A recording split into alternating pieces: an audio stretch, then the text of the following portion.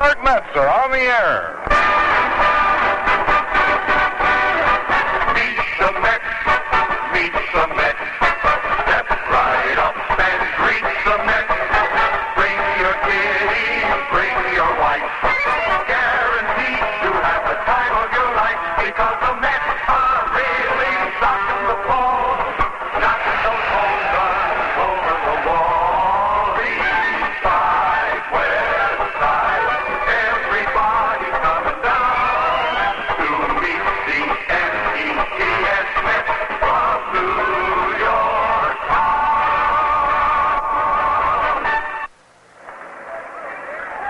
From Crosley Field in Cincinnati, home of the Cincinnati Reds, the New York Mets tonight open a two-game series against Cincinnati.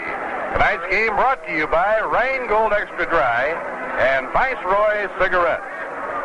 Well, hi, everybody. This is Bob Murphy with Lindsey Nelson and Ralph Kiner, all set to detail every exciting play in the opener of the two-game series tonight here in Cincinnati. The skies are overcast with a threat of rain. A light rain has been falling, but stopped some 30 minutes ago.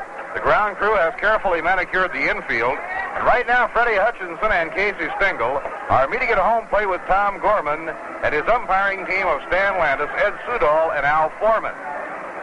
This broadcast is authorized under radio rights granted by the New York Mets solely for the entertainment of our listening audience. Any publication, reproduction, or other use of the descriptions and accounts of this game without the express written consent of the New York Mets is prohibited.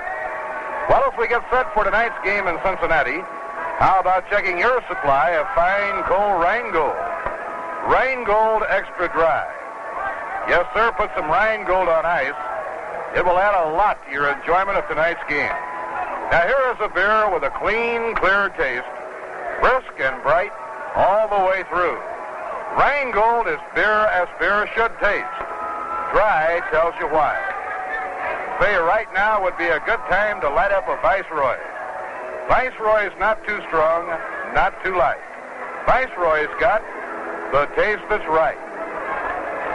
Here are the lineups and batting orders for tonight's game.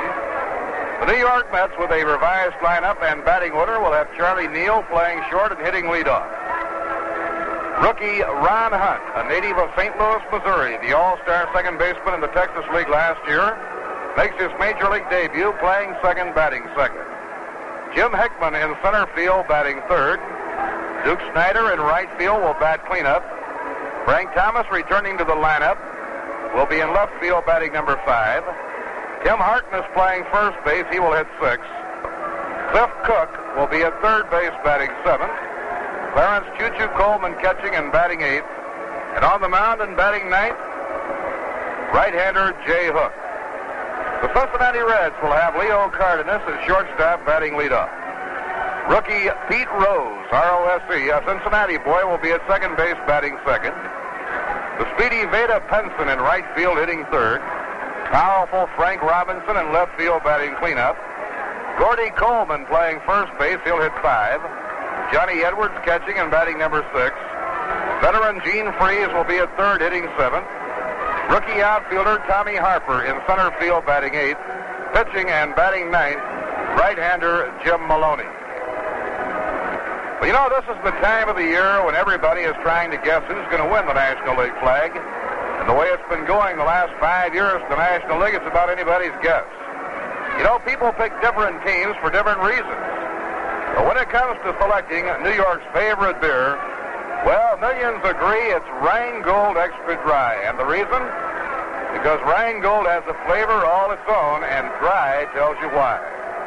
2 little words, extra dry, tell you that Rheingold is brewed the long, slow, costlier way for a taste that's brisk and bright and clean, clear through. Brewed extra dry to be extra refreshing. So why don't you stock in a supply of refreshing Rheingold and enjoy a glass along with the game? Soon you'll find yourself joining the millions who say, my beer is Rheingold the dry beer.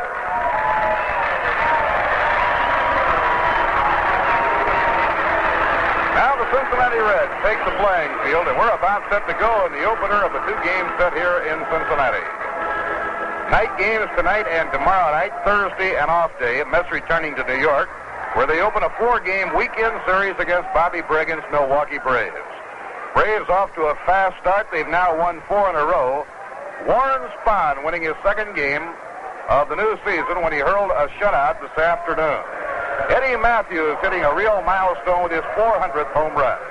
Right now, ladies and gentlemen, as we approach game time, our national anthem sung by Cindy Grogg.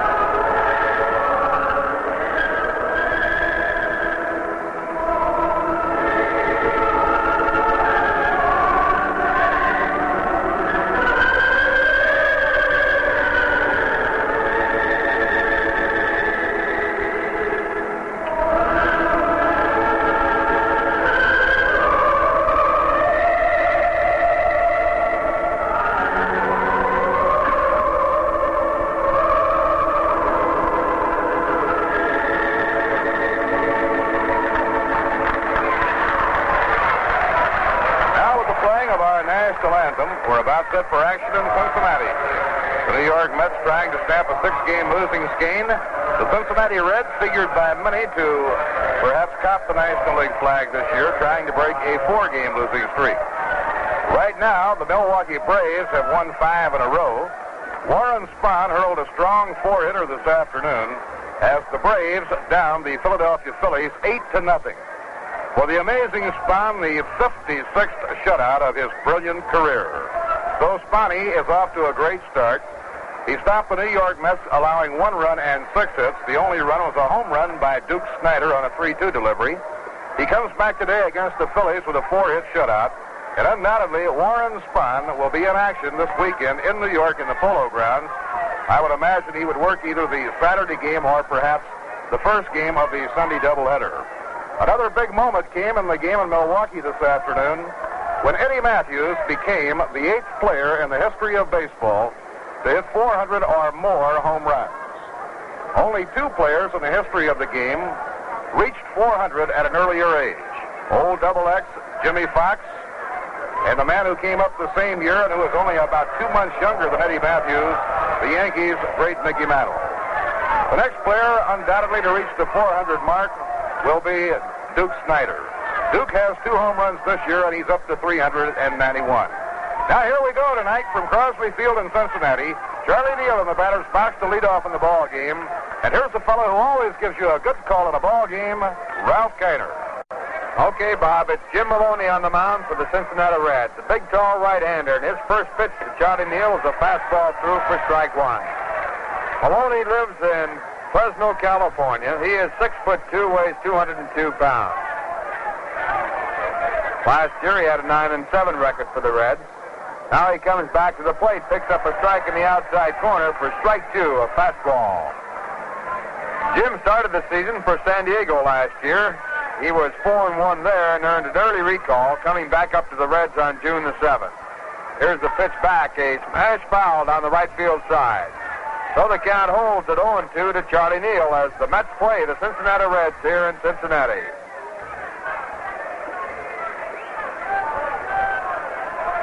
For the Reds at first base, it's Gordy Coleman. At second base, Pete Ward. I should say Pete Rose. At shortstop, it's Leo Cardenas. At third base, Gene Freed. Here's a pitch back. Neal tries to get out of the way. The ball hits the back, slides off out foul. So again, the count stays at 0-2. In the outfield for Cincinnati, Veda Pinson in left field. In center field, it's Tommy Harper. In right field, Frank Robinson. Now the pitch back, a curveball just missing for ball one. Johnny Edwards, the catcher, thought he had that one. He jumped right out. That's the first ball of the ball game here in the top of the first inning. The count, 1 ball and 2 strikes. Maloney, 22 years of age, winds and comes back to Neal, and there's a drive to center field. Going way back is Harper. He turns and he makes the catch. In the outfield here at Crosley Field, there's an incline going up about 20 feet away from the fence in left and center field. Harper in center field had to move up the incline about halfway up to make the catch on the long drive by Charlie Neal. It's 390 to straightaway center field here, 328 down the left field line, and 366 down the right field line. So 1 out now, and Ron Hunt comes to bat for his first chance in the major leagues. Hunt playing at second base, bats from the right-hand side. He looks at the curve. It's outside for ball one.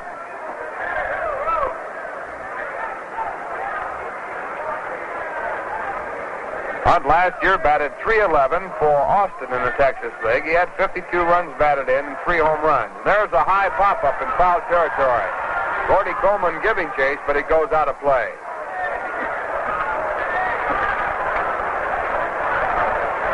One ball and 1 strike to Ron Hunt.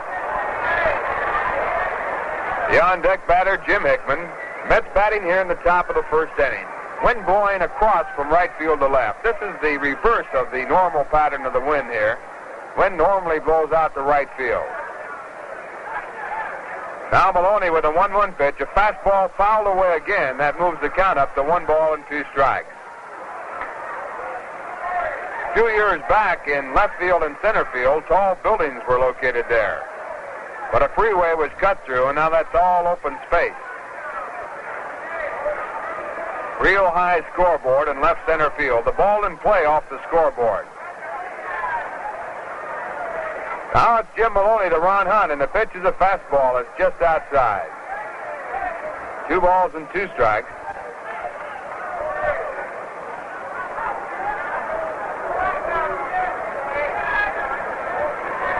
And the big right-hander back to work.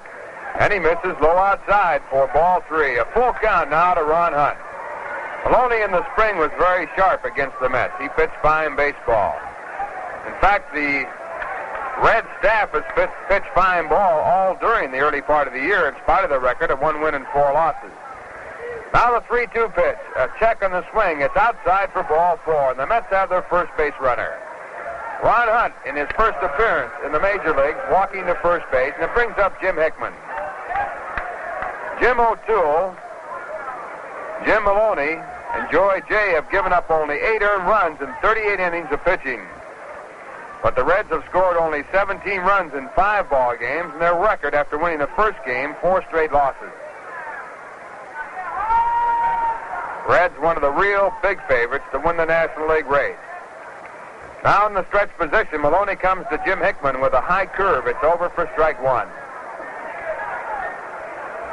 General Manager Bill DeWitt of the Cincinnati Reds said that he thought that if the team could win as many games as last year, that was 98, they would win the National League flag.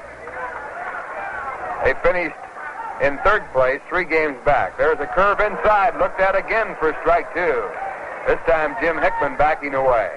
So it's 0-2 to Jim. 1 man out. The Mets with the first base runner in the ball game on at first base, Ron Hunt.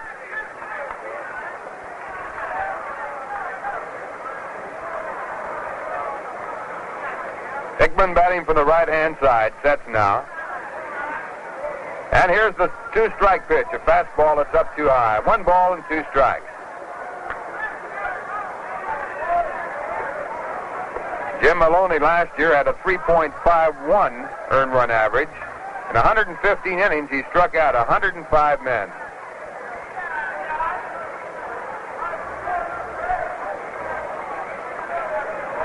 Now the 1-2 pitch with the runner going. A curve inside. The throw to second base is off to the left. The tag is made in time. Coming over from second base to make the tag, Pete Rose. So if you're scoring, the throw went from John Edwards, the catcher, to Pete Rose, the second baseman. And the base runner is erased. 2 men out now on the count. 2 balls and 2 strikes.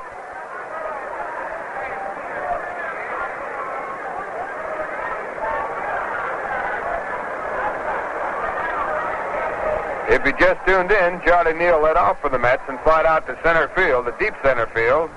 Ron Hunt walked, was thrown out stealing, and now the count 2-2 and Jim Hickman. And the pitch is on the inside corner. The ball gets away. It's a strike called. Edwards moves over, picks it up, throws to first base, and that's the end of the inning. One strikeout for Jim Maloney, one walk, no runs, no hits, no one left, and the score at the end of the first one-half inning of play. The Mets nothing, the Reds coming to bat. And coming up now, a tune I know you're going to like. My beer is Rheingold, the dry beer. Think of Rheingold whenever you buy beer. It's not bitter, not sweet, it's the dry flavored treat. Won't you try extra dry Rheingold beer? Join in and treat yourself to the clean, sparkling taste of New York's favorite beer, Rheingold Extra Dry. Rheingold has a flavor all its own because it's brewed of only the choicest ingredients. Brewed the long, slow, costlier way for flavor that's brisk and bright and clean clear through. It's beer as beer should taste. My beer is Rheingold, the dry beer. Think of Rheingold whenever you buy beer. It's not bitter, not sweet, it's the dry flavored treat. Won't you try extra dry Rheingold beer?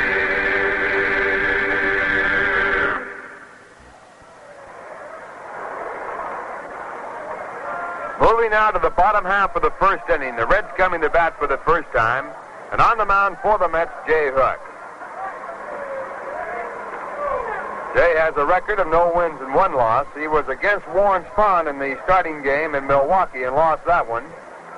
Warren Spahn winning today with an 8-0 shutout over the Philadelphia Phillies. That was Spahn's 56th shutout, and he'll be coming to the Polo Grounds, and he'll be working against the Mets in the big weekend series. Milwaukee playing on Friday afternoon, Saturday afternoon, and a doubleheader on Sunday. And one other game under play in the National League, actually completed by now. San Francisco defeated Houston 7-0. The winning pitcher in that was Billy Pierce. Now the first pitch of the game by Jay Hook. A curveball over to Leo Cardenas for strike one. Billy Pierce, incidentally, has now won 14 games in Candlestick Park. He has yet to lose one.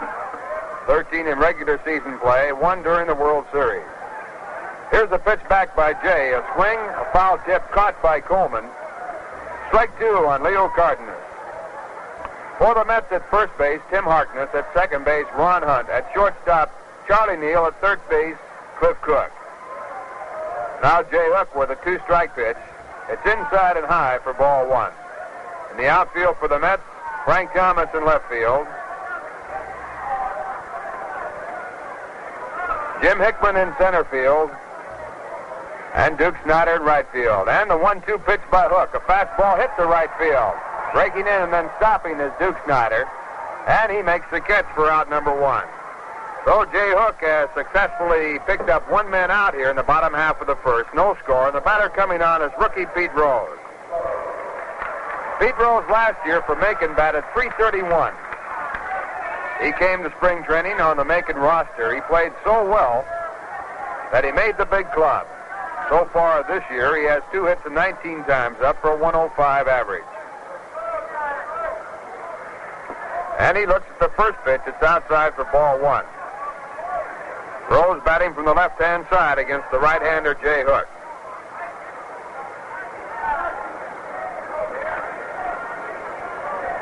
Now Hook back with a fastball. A swing, the ball goes out of play. Strike one. 1 ball and 1 strike. This is Jay's second start of the year. He has worked 6 innings prior to tonight's game. He gave up 8 hits, allowed 5 runs. He struck out 4 and he walked 2. That was against the Milwaukee Braves. 1-1 count as time is called. Rose stepping out of the batter's box.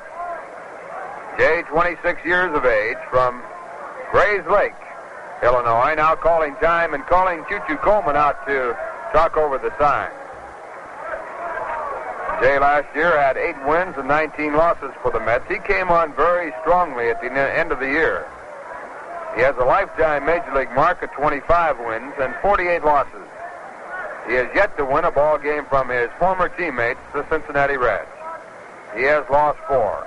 Now time is in, and the pitch to Rose is low for ball 2. 2 balls and 1 strike.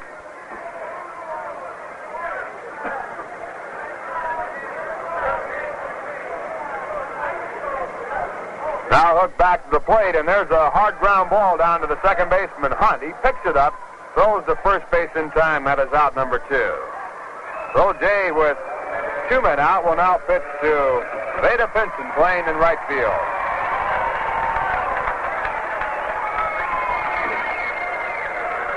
Pinson, a left-hand batter with 3 hits and 19 trips to the plate.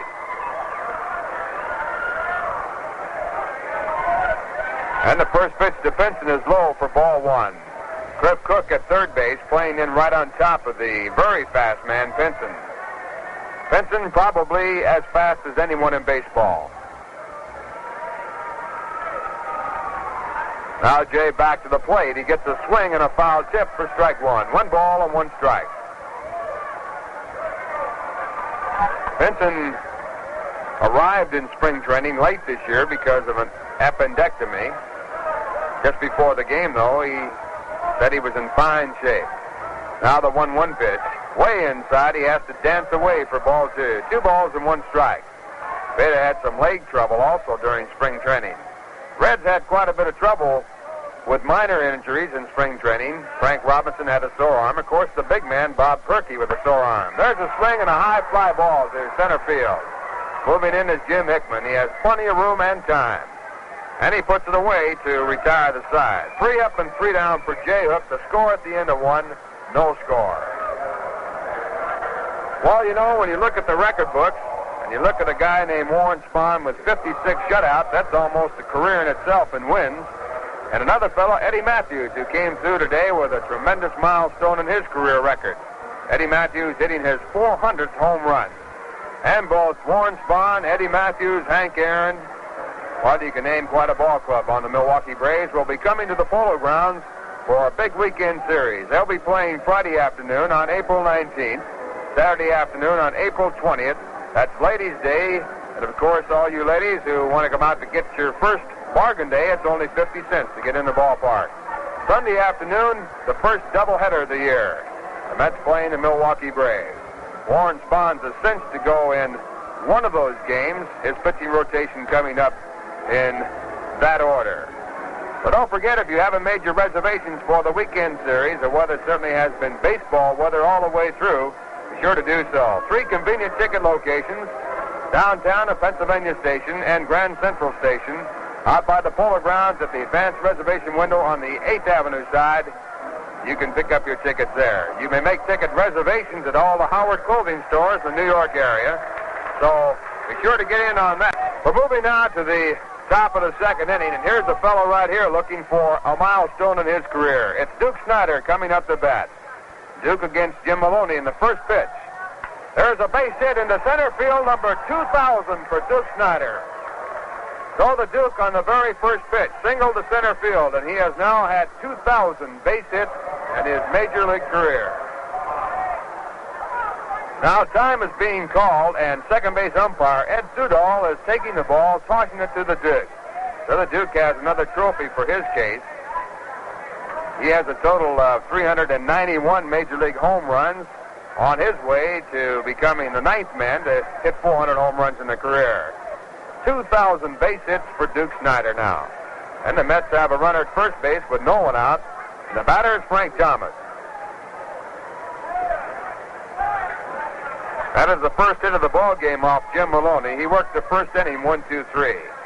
Now the right-hander to Thomas. A curveball hit out to left field. Frank Robinson moving over. And he makes the catch. Going back to first base, Duke Snyder out number 1. And Tim Harkness comes to bat. Thomas looking for his first hit this year.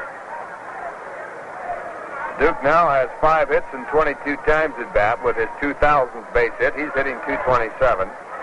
And Tim Harkness now with 3 for 14 in the batter's box. He bats from the left-hand side. No score in the game. Top of the second inning.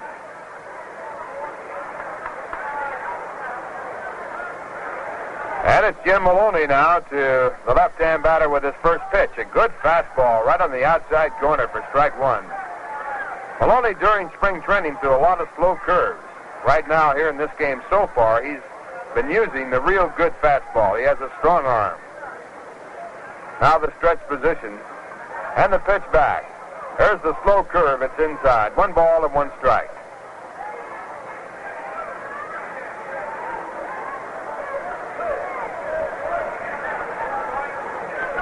Maloney has won 2 and lost none against the Mets in his major league career. Now the 1-1 pitch. The curve again. It's low again. Ball 2. 2 balls and 1 strike.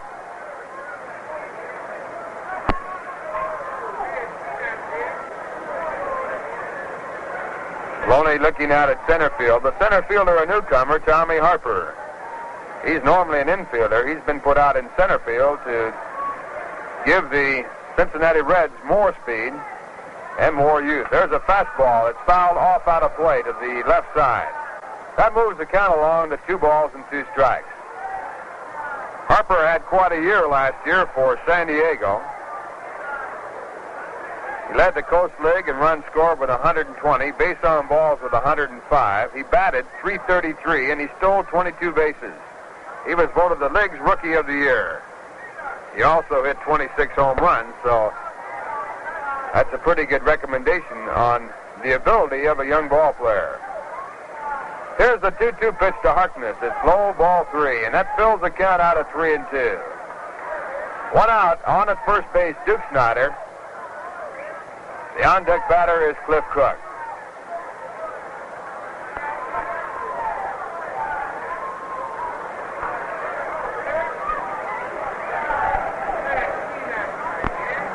Now Jim Maloney in the stretch position. The runner at first not being held on. He does not go, and there's a drive down the right field line. It goes foul. So Harkness on the 3-2 count pulls the ball too far to the right side. The count remains at 3-2.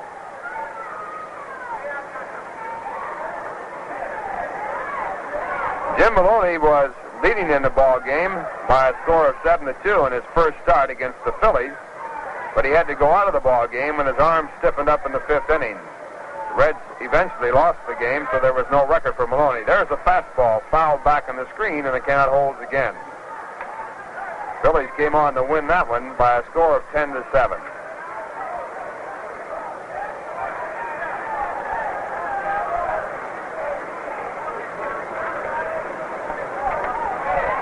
Three balls and 2 strikes as Maloney assumes the stretch position. And here's the pitch with Snyder going. A swing and a miss. The throw to second base is in time, and Snyder's out on a double play strikeout. And that's the second time that Maloney has struck out a man in the inning. And if you're scoring no runs on 1 hit, no errors, no one left. And the score at the end of 1 1/2 innings of play, the New York Mets nothing, the Cincinnati Reds nothing. Well, we had a long talk in the lobby of the hotel today with Tom Gorman about the new balk rule. And speaking of umpires and rule books and etc., here's a Rheingold riddle for you baseball fans. You know, when a base runner is hit by a batted ball, the batter automatically gets credit for a hit, and the runner is automatically out. But here's the tough question. Who gets credit for the putout? Think about that one. Well, if you know your baseball, and I'm sure you do, you may have known that the fielder nearest the runner gets the credit for the putout. And if you know your beer, and I'm sure you do, you'll know this. 2 little words, extra dry, tell you why Rheingold has a taste no other beer can match. They tell you that Rheingold is brewed the long, slow, costlier way, for a taste that's brisk and bright and clean clear through. But why not find that out for yourself? Enjoy a cool, refreshing glass of Rheingold Extra Dry today, right along with the ball game. Well, the PA announcer making the announcement about Duke Snyder's 2000th Major League hit, and the Duke getting a fine hand here in Cincinnati. It's a no-score ball game with Frank Robinson stepping in against Jay Hook here in the bottom half of the second.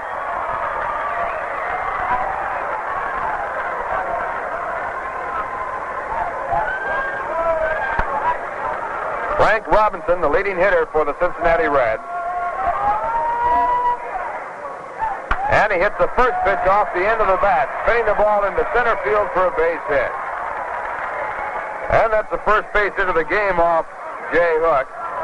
And for Frank Robinson, his 7th so far this season. He has 7 hits and 20 times at bat now, including 2 home runs and 6 runs batted in.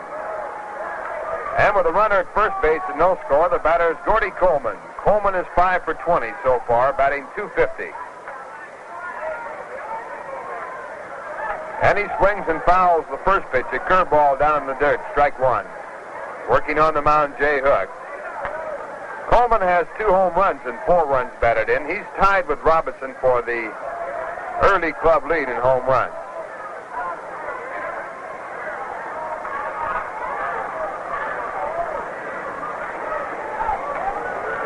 Now Jay Hook, with a fast man at first base, goes to first base. Robinson back ahead of the throw.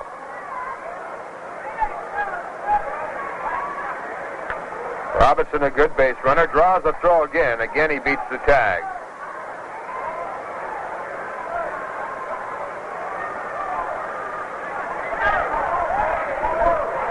Coleman, stepping out of the batter's box, now steps in. And his pitch is outside for ball 1. 1 ball and 1 strike.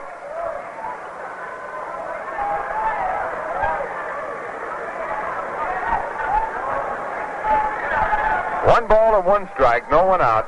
Bottom half of the second inning, no score. Reds and Mets for the first time this year. And Robinson now gets picked off first. The throw down to second base is missed by Johnny Neal, and Robinson slides in. Frank Robinson was picked off first base. He was making the move toward second when the throw went over there. Tim Harkness got the throw from the pitcher, Jay Hook, fired at Charlie Neal, who was coming over to second to cover. Charlie never did get possession of the ball. The throw was actually behind him, a real tough throw to handle, and we'll see who gets the error. If the play had been made successfully, Robinson would have been out. So the error is given to the first baseman, Tim Harkness, on the throw behind Charlie Neal coming over. A real hard chance for Charlie to handle.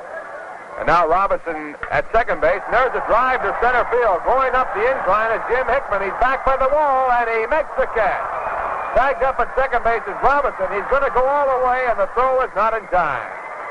Jim Hickman, going up that incline in center field, went right to the top, right to the furthest part.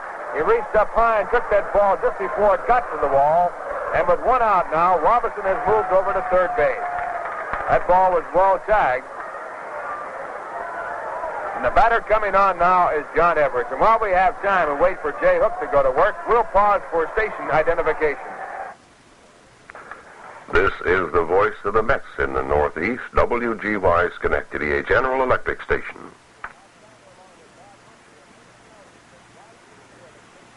Ralph Kiner along with Bob Murphy and Lindsey Nelson from Crosley Field in Cincinnati. No score. The infield end, and the batter is Johnny Edwards.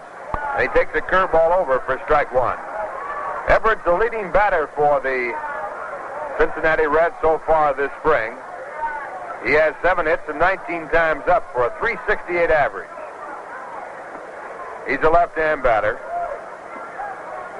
Casey Stengel with Robinson on at third base, pulling the infield in. They're going to make a play at the plate here early in the ball game. It's the bottom half of the second. 1 man out. Now Jay into the windup and his pitch back. It's a pitch out. The throw to second base. A dive by Robinson beats the tag. Robinson dove in head first, and just beat the tag on the play by Choo-Choo Coleman. That moves the count to 1 ball and 1 strike. Well, Choo-Choo Coleman liking the throw, putting on his favorite play.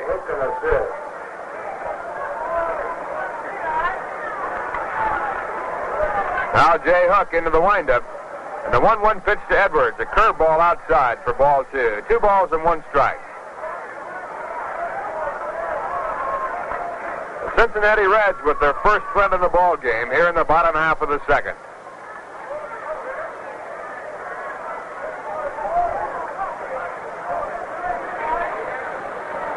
Cook now back to work, and the 2-1 pitch hit off the end of the bat over the head of the second baseman, and the first run of the ball game scores. Frank Robinson coming in from third base. That ball was hit right off the end of the bat, a looping line drive, and with the second baseman playing in, he had no chance to get the ball. In his normal position, a routine play. So the Reds lead it now by a score of 1-0 here in the bottom half of the second inning. And the batter coming up will be Gene Freeze, the third baseman.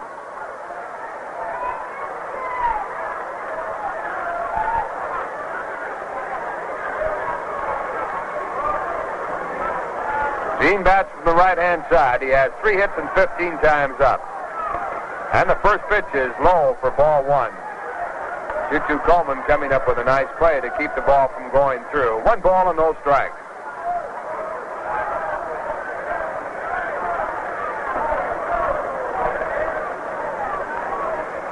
Now Jay Hook in the stretch position. And back to the plate. There's a check swing. The ball down to the second baseman, Hunt. He juggles it, throws to Neal covering in time for the force play. But with the juggle, no chance for the double play. No error in the play. The lead runner is erased. Edwards replaced at first base with Gene Freeze, and the batter coming on will be center fielder Tommy Harper. Say, do you know why Rheingold tastes so good? Well, Dry tells you why. Well, why not find that out for yourself? Enjoy a cold glass of Rheingold Extra Dry right now. Here's the first pitch to Tommy Harper, a curveball, a swing and a miss for strike 1.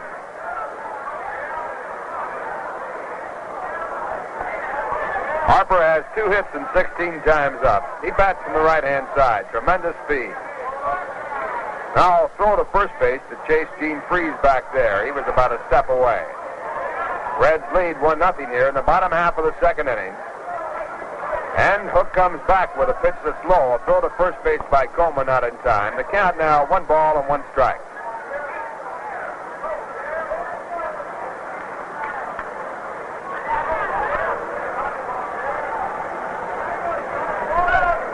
One ball and 1 strike. And the right-hander back to the plate gets a swing and a miss for strike 2. Hard swing by Tommy Harper on an inside high fastball. 1 ball and 2 strikes. Frank Robinson led off the inning with a base hit to center field off the end of his bat. He was picked off first base, but an error by Tim Harkness allowed him to get to second. He moved over to third in a deep fly ball to center and scored on a base hit by Johnny Edwards. There's a pitch outside. It's ball 2. 2 balls and 2 strikes.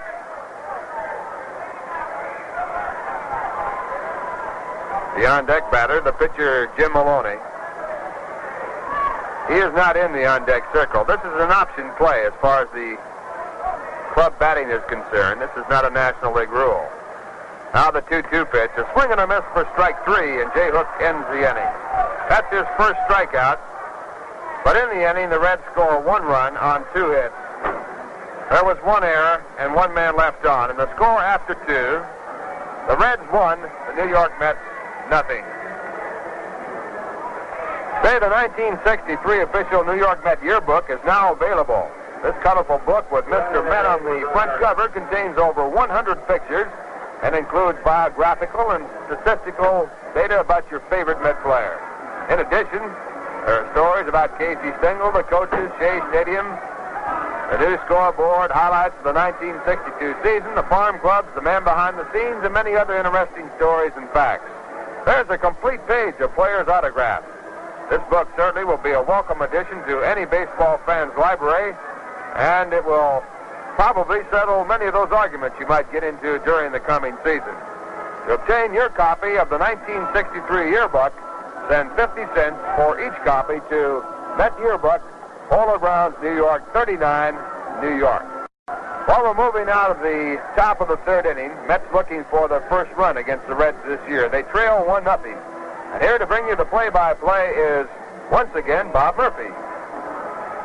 All right, Ralph, along we go to the third inning, and Cliff Cook, starting his first game since the regular season opened at third base, will be leading off against young right-hander Jim Maloney.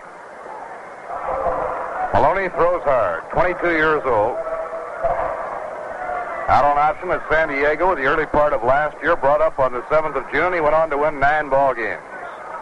He won 2 and lost none against New York. The outfield is stride toward left. Cliff has good power. He starts him off with a curve, and it's inside around the letters. 1 ball and no strikes. Clarence Coleman waiting on deck, and then Jay Hook. This is a right-handed hitting ballpark, and in particular tonight with the wind blowing from right field toward left. Ball 2 outside, 2-0 now on Cliff Cook. Down the left field line to the foul pole, 328 feet. A high screen extending from the foul pole across to the scoreboard in left center. The pitch is over for a call strike. But that high screen is merely to keep the baseballs from sailing out into the parking lot. Anything in the screen is a home run. For the left-handers, it's 366 feet down the right field line to the pole. Now the 2-1 pitch to Cliff. Swing and a miss, 2-2. Solly Hemus coaching at first and Cookie Lamagetto at third.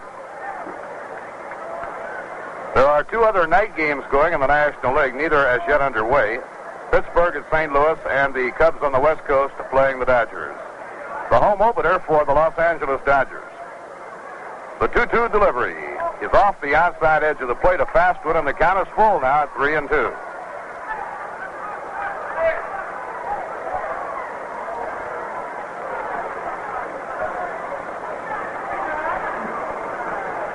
Now Cook waiting on the payoff pitch. Black foul back toward our broadcasting booth and a little bit shy out of it. Now to play. 3-2 the count remains. Aside from the Warren Spahn shutout over the Phillies this afternoon, Billy Pierce pitched a shutout as the Giants beat Houston 7-0.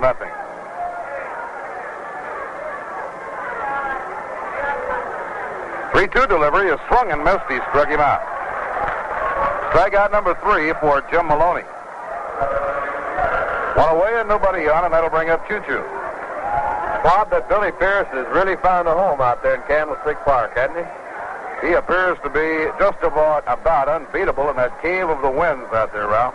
You know, Billy was a great pitcher in the American League, and he certainly has picked up in the National League for the Giants. Here's the pitch on the way. Outside. Well, the Giants certainly could never have won a pennant last year without the trade they made with the White Sox that brought them not only Billy Pierce, but Don Larson, who did a real good job in relief all year. Swing and a miss on a breaking ball. 1 ball and 1 strike. Ralph, how much of a factor do you think the wind has been in helping Billy Pierce at Candlestick Park?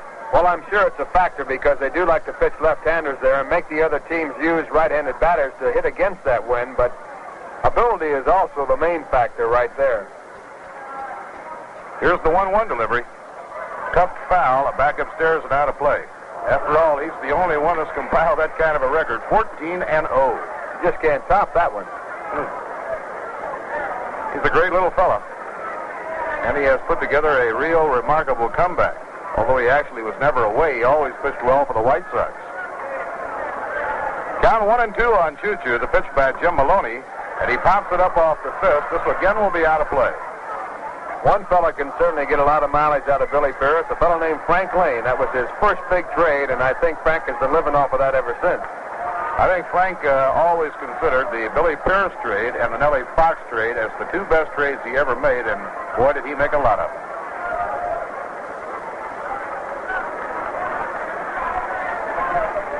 Pitching 1-2. Outside and high, and Choo-Choo lets it go. Now it's 2-2. Well, the Giants this year have a new pitcher they acquired in trade from the Orioles, who is still a young man and who might very well turn out to be a top-flight pitcher, and that's Jack Fisher. The 2-2 pitch. A fly ball to left center field. Moving in comes Frank Robinson, the left fielder. He's under it in shallow left center and takes it for the out. I know one thing, Mr. Catter, when we go to the West Coast for the first time to San Francisco, I'm going to take my top coat. You remember well, don't you? I think the coldest night we had in San Francisco last year was for a night game of July 2nd. But as the natives of San Francisco say, the 2 coldest months are June and July, and then it gets real good in August and September. Outside and high, 1 ball and no strikes now to Jay Hook.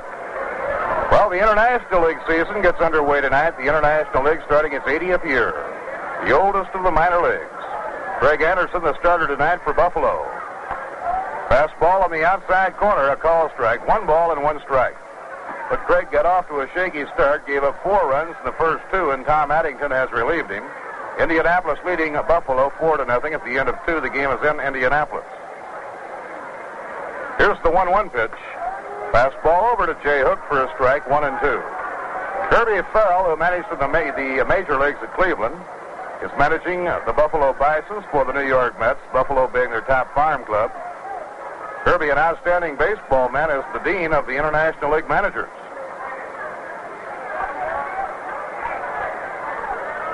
One and 2 on Jay Hook, 2 outs and nobody on. Fastball that's high, 2-2. Reds in front, 1-0. We're in the top of the 3rd inning.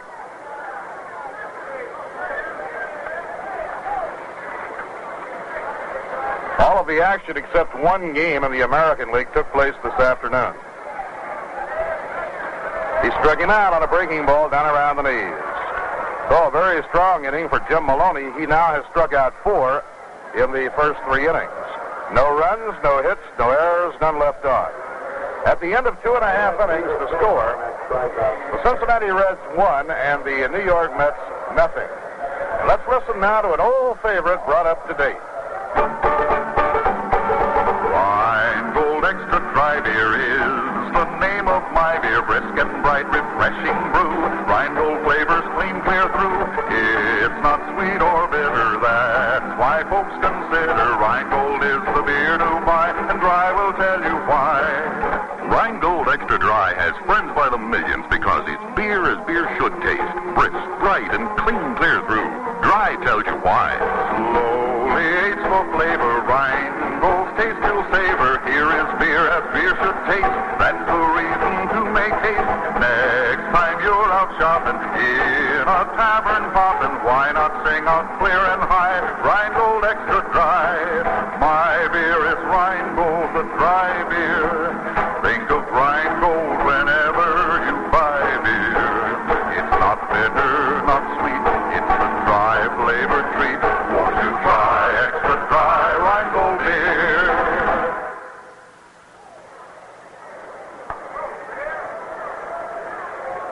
Now the Cincinnati Reds will have Jim Maloney, their pitcher, facing Hook as we go to the last of the 3rd inning. For those of you who may have missed the afternoon scores of the American League, Hank Aguirre, who won 16 and led the American League in earned run average last year, went all the way as Detroit downed the Yankees 7-2. Whitey Ford, the loser. Whitey has a lifetime record against Detroit, though, of 14-8. The Red Sox beat the Orioles 6-1, a 5-hitter for Bill Monbouquet. And Dick Stewart, playing his first Fenway Park game, ripped a 3-run homer as Robin Roberts took the loss. Pitches inside to Jim Maloney, batting left-handed. 1 ball and no strikes. Jay Hook, winding. Down comes his pitch. Fastball on the inside corner. 1 ball, 1 strike. Well, they had a battle to remember up in the Twin Cities this afternoon. Game went 13 innings. The Minnesota Twins got 2 in the last of the 13th to come from behind and beat the Angels 11-10. Ground ball hit down to first. Big hop for Tim Harkness. Tim will make the unassisted play, retiring 1 away, 1 away. That game today in Minnesota, Bill Rigney used 9 pitchers in the 13-inning battle. Sam Mealy used 7 pitchers. You'll recall the record for most pitchers by one club in a 9-inning ball game is 9, because that was in 1949 when Bill Veeck had the Browns use 1 pitcher in each inning of the game. But they used 15 pitchers in that 13-inning game today in Minneapolis. A high fly ball hit to left field by Leo Cardenas. Thomas may not be able to play it. It's headed toward the seats. A foul ball out of play. But the Minnesota Twins saw just about everybody on the Angel pitching staff. They saw Dean Chance, Julio Navarro, Mel Nelson, Art Fowler, Jack Spring, Tom Morgan, Bob Turley, Ron Mueller, and Eli Gerba. Just offhand, without checking the roster, they didn't see Ken McBride or Bo Belinsky. Here's the pitch on the way to Cardenas, a strike on the outside corner. Leo Cardenas, who weighs about 150 pounds, dripping wet, had an outstanding year with Cincinnati last season. The Big Bear, Freddie Hutchinson, says he wouldn't trade him for any shortstop in the circuit. He hit .324 after the All-Star break. Ground ball bounced slowly towards second. In comes Ron Hunt. He's up, snaps the throw on to Harkness. 2 men down. 2 outs and nobody on. Bottom half of the third inning. That brings up the rookie second baseman, Pete Rose.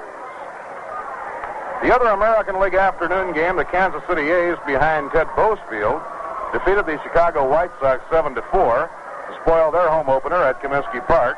And Ronnie Hansen, the all-star shortstop 3 years ago, hit a 2-run homer in the ninth. Inside, 1 ball and no strikes to Pete Rose. Pete, a Cincinnati youngster, has come up the minor league ladder in a big hurry. The outfield plays him a stride to right. The pitch by Hook, a line drive over second, sailing into center for a base hit. Taken on the first skip by Jim Hickman. He fires it back into Ron Hunt. And Pete Rose is on with a single to center. During his boyhood days, his idol was Enos Country Slaughter. And as a result, he has patterned the hustle of the old warhorse, and you'll see him run to his position, run in from the outfield when the side is retired, and even when he draws a walk, he likes to run hard going to first base. And speaking of running, here's Veda Penson. Veda 0 for 1, flying to center his first time up. Ground ball hit down to Harkness. Tim is up with it, races back and steps on first. The side is out. Well, Jay Hook had real good breaking stuff going against the Reds in the last of the third inning. No runs, 1 hit. No errors, 1 left on. The end of 3, the only run in the game is unearned. At the end of 3, the Reds won and the Mets nothing. We'll all be looking forward to Friday night, May 3rd, at the Polo Grounds in New York, when Willie Mays will be honored. Willie, who led the major leagues in home runs last year, he hit 49, and for Willie, that was his second best year in home run production.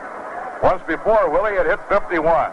And by hitting the 49 last year, Willie copped the Mellott Memorial Award, which goes to the home run champion, named after the noblest giant of them all, the late and beloved Mellott. Willie came up back in 1951, a scared youngster. Got off to a slow start, but Leo DeRocher patted him on the back, kept him in the lineup, and the rest has become baseball history. And Willie the Wonder now has 370 National League home runs and can look forward to many brilliant seasons ahead. So we know you'll want to be with us on Friday night, May 3rd, when it's Willie Mays night at the Polo Grounds as the New York Mets meet the San Francisco Giants in the opening of a big weekend series against San Francisco. The National League champions are in for the night game Friday night, May 3rd, a Ladies' Day game on Saturday, March 4th, and a Sunday doubleheader on the 5th of May. Toots Shore is chairman of the Willie Mays Night Committee. They are hard at work now getting everything lined up for the big evening, so we hope you can join us. Tickets are on sale at the Polo Grounds, Grand Central Station near the 42nd and Vanderbilt ramp, and the Long Island waiting room of the Penn Station. Now Charlie Neal leads off against Jim Maloney and looks at a curve that bends too far outside. 1 ball and no strikes. Charlie 0 for 1, fly to center his first time up. Pitch thrown by the young right-hander is popped high in the air. That one is behind the plate in foul ground. Coming back is Johnny Edwards. He has room and juggles it but holds on to it.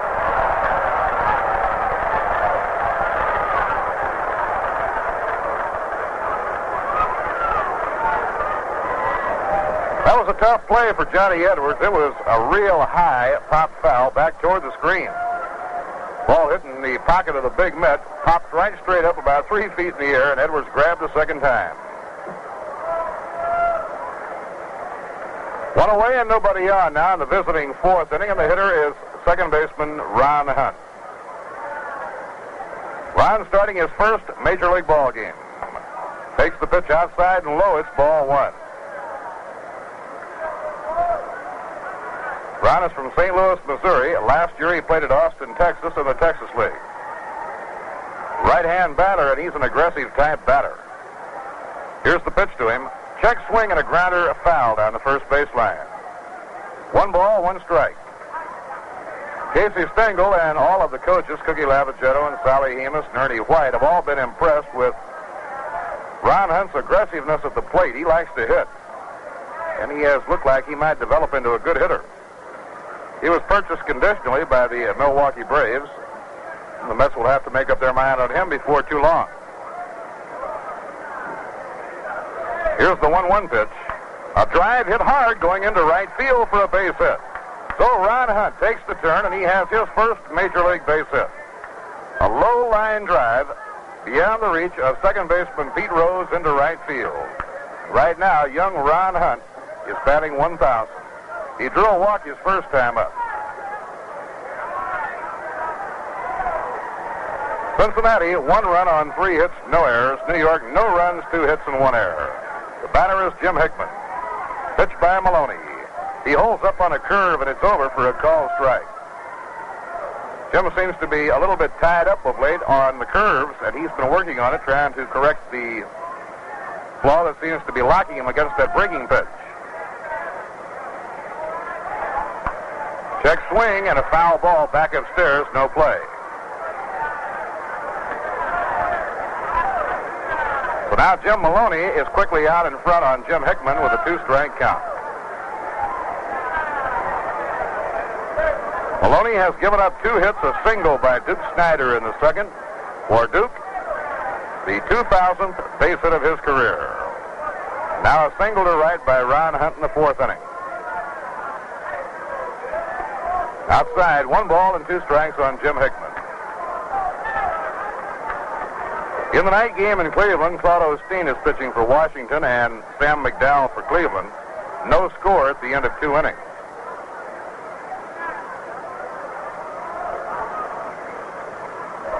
Jim Maloney up in pitching position. Around comes the arm. Blazing fastball taken low, 2-2. Maloney can really throw hard. And the Cincinnati club sent 2 young right-handers out to their San Diego farm club that were throwing bullets in spring training. Young men that undoubtedly will be heard from possibly later on this year, but certainly in the future. And in particular, Johnny Flavin.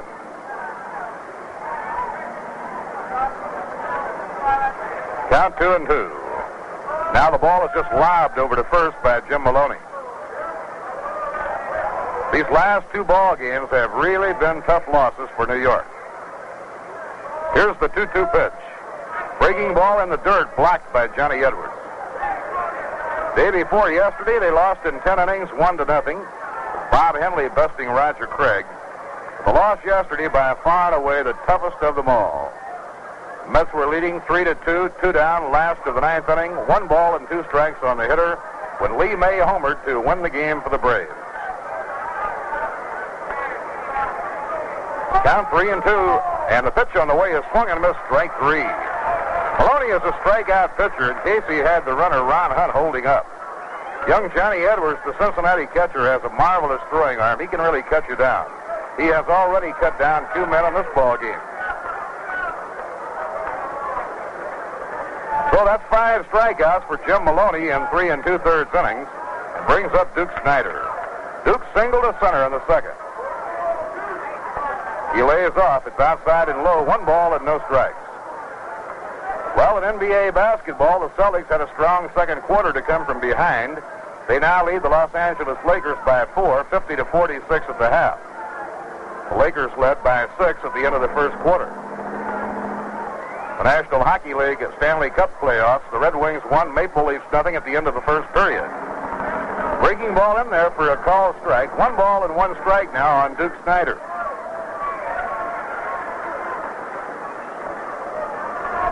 Ron Hunt, a fast man, is on first. Gordy Coleman holds against him.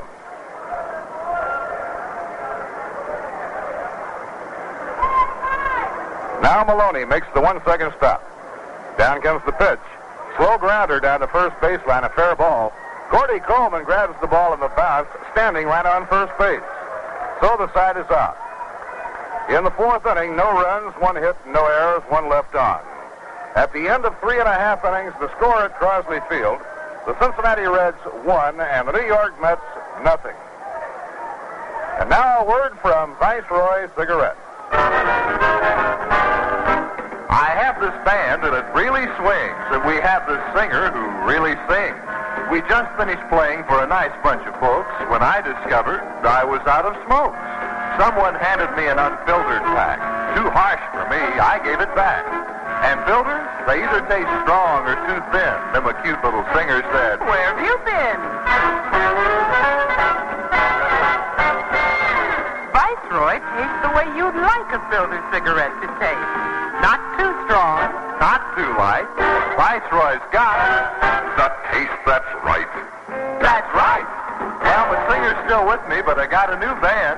It's round and it's gold, and it's on my left hand. That's right. So now I know, and I'll take all bets. If you smoke all 7 filter cigarettes, you'll find some too strong, Some too light. but Viceroy's got the taste that's right. That's right. Oh, that's right. That's right.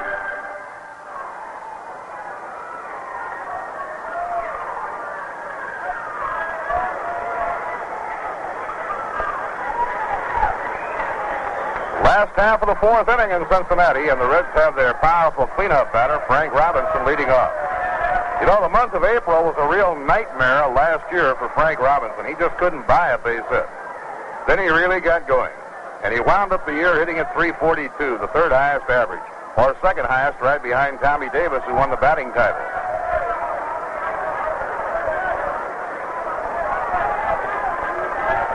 Nobody on, nobody out. Bottom half of the 4th inning as Jay Hook spins into his windup. Now the pitch.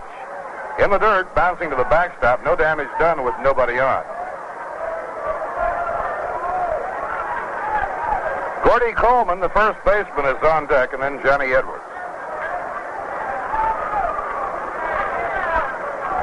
Red spirits have been brightened with the improvement to the shoulder of Bob Perkey. A squibbler hit back toward the mound. Hook really fooled him on that pitch. He's up with it and throws to first in time, retiring Frank Robinson. One away and nobody on, and before Gordy Coleman gets in to hit, we'll pause for station identification. 810 on your dial, WGY Schenectady. It's 9 o'clock.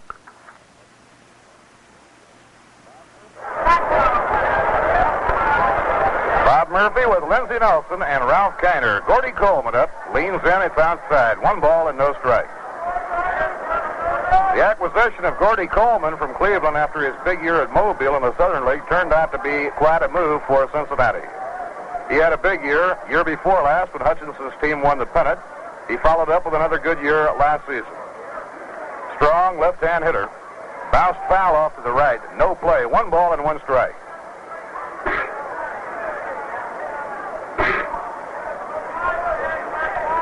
Johnny Edwards, the talented young catcher, waiting on deck.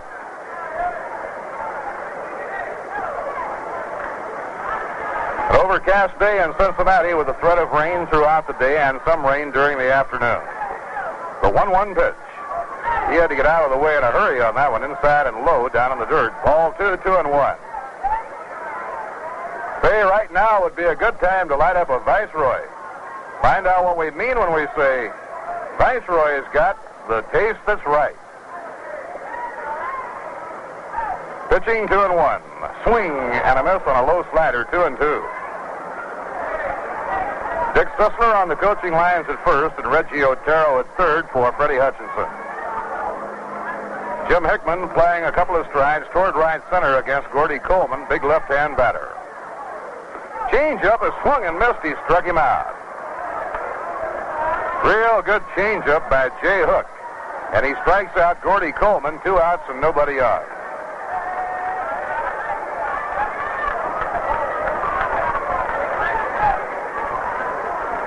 Johnny Edwards singled to right his first time up.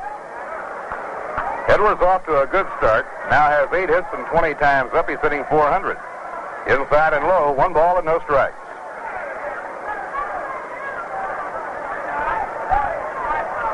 Edwards drove in the only run of the ball game with his base hit to right field in the second. It scored Frank Robinson. A smash hit hard, a base hit through the hole going to right field.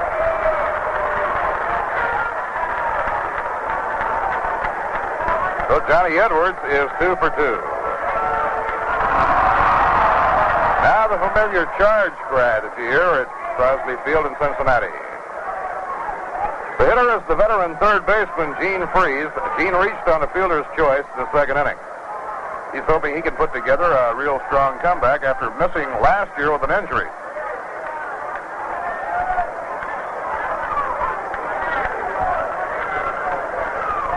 Here's the pitch on the way. Swung and missed. Strike one. Year before last, Freeze was a very vital part of the pennant-winning Cincinnati Reds. Last year, he fractured the ankle during spring training, and that was it. Now the pitch on the way. Ground ball hit down to third, fielded by Cliff Cook. He pegs across the Hunt. They have the force play for the third out. In the fourth inning, no runs, one hit, no errors, and one left on.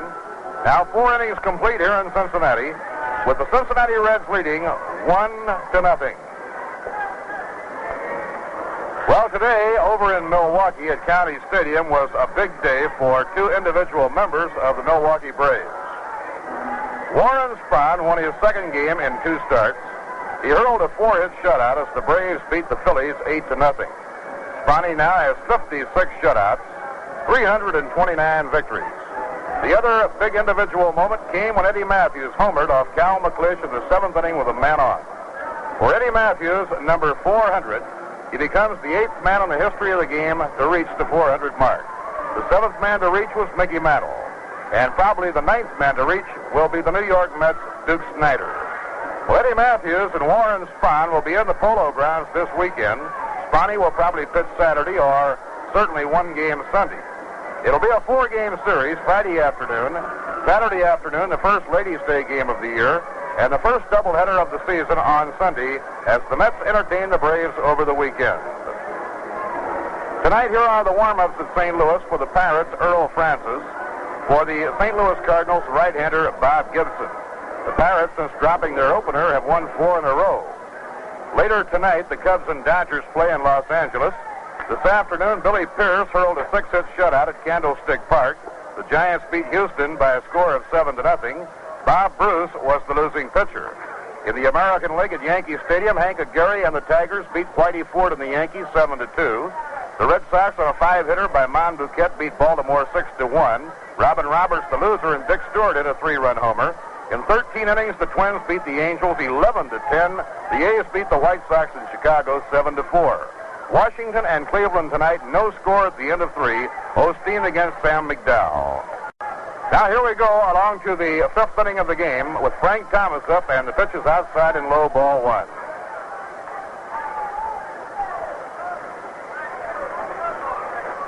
Down comes the pitch to Frank inside at the letters. He lays off. And the count, 2 balls and no strikes.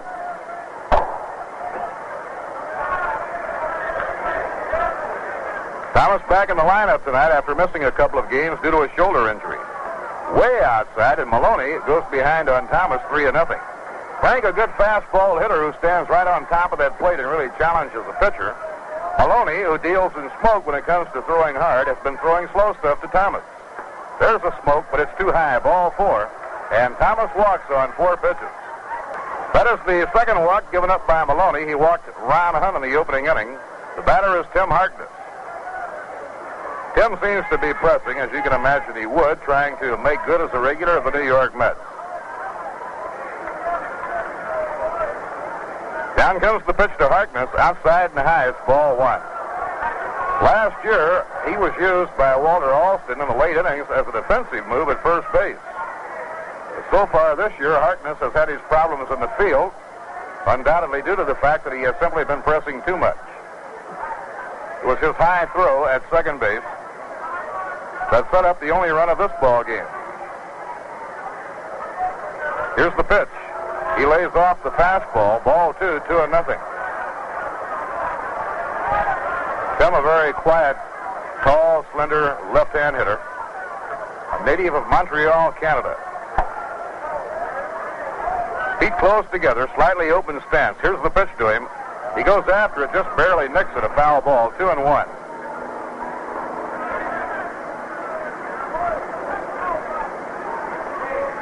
During spring training, his Dodger teammates of last year advised the New York Mets not to be too concerned if Tim got off to a slow start, but he had traditionally been a slow starter.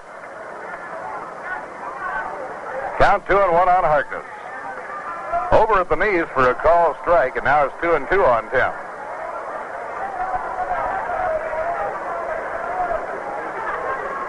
Well, we have another low-scoring battle going. Day before yesterday, it was 1-0 in 10 innings. Yesterday, 4-3. Right here, we're in the 5th inning, 1-0 Cincinnati. And he pops the ball up. Behind the plate, Johnny Edwards gets rid of the mask, comes back slowly toward the dugout, and makes the grab for the out. And Jim Maloney with that high rising fastball. And he makes a lot of hitters pop that ball up. 1 away and 1 on now. Coming on to bat will be Cliff Cook.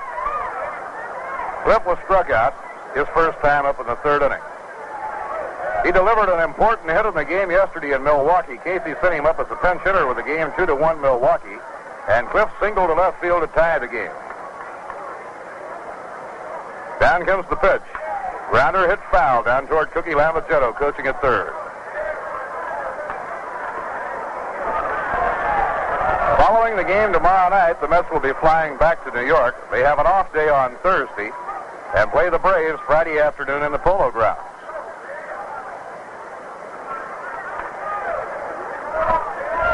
Frank Thomas on first, 1 man down. Pitch by Maloney, fouled again off the fist and back upstairs, out of play. So now Maloney, who has worked in front of many other hitters this ball game tonight, he has 2 strikes to Cliff Cook.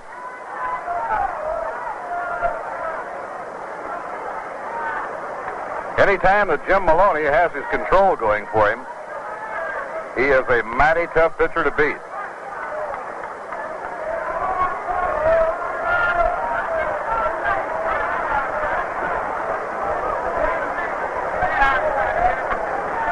Cliff with good power, and the Reds play him deep in the outfield, a stride to left. The 2-strike pitch, swing and a miss. He struck him out. He got him with a fastball, and that's strikeout number 6 for Jim Maloney.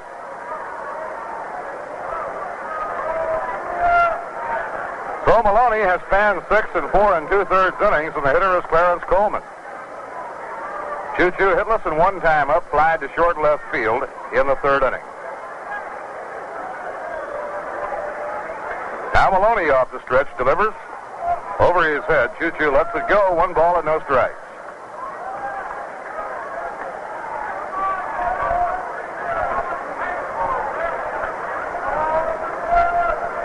Jim Maloney, 22-year-old right-hander.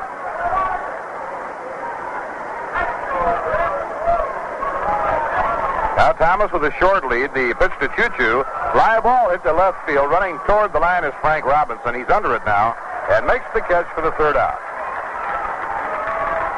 No runs, no hits, no errors, 1 left on. So we've come halfway. At the end of 4.5 innings to score, the Cincinnati Reds 1 and the New York Mets nothing. Well, we have plenty of young rookie ball players this season, and it's anyone's guess how many of them will stay around all year long. But here's something new that's already made it big with filter smokers everywhere. It's Viceroy's exclusive new slide top case. Crush proof like a box. It slides right open, slides shut tight. It's the greatest improvement in cigarette packaging since the flip open box. You open and shut it with 1 hand. Inside, Viceroy, the filter cigarette that tastes the way you'd like a filter cigarette to taste. Not too strong, not too light. Viceroy's got the taste that's right. Yes, fans, if you smoke all 7 leading brands, you'll find some taste too strong, just like the unfiltered kind. And others taste too light.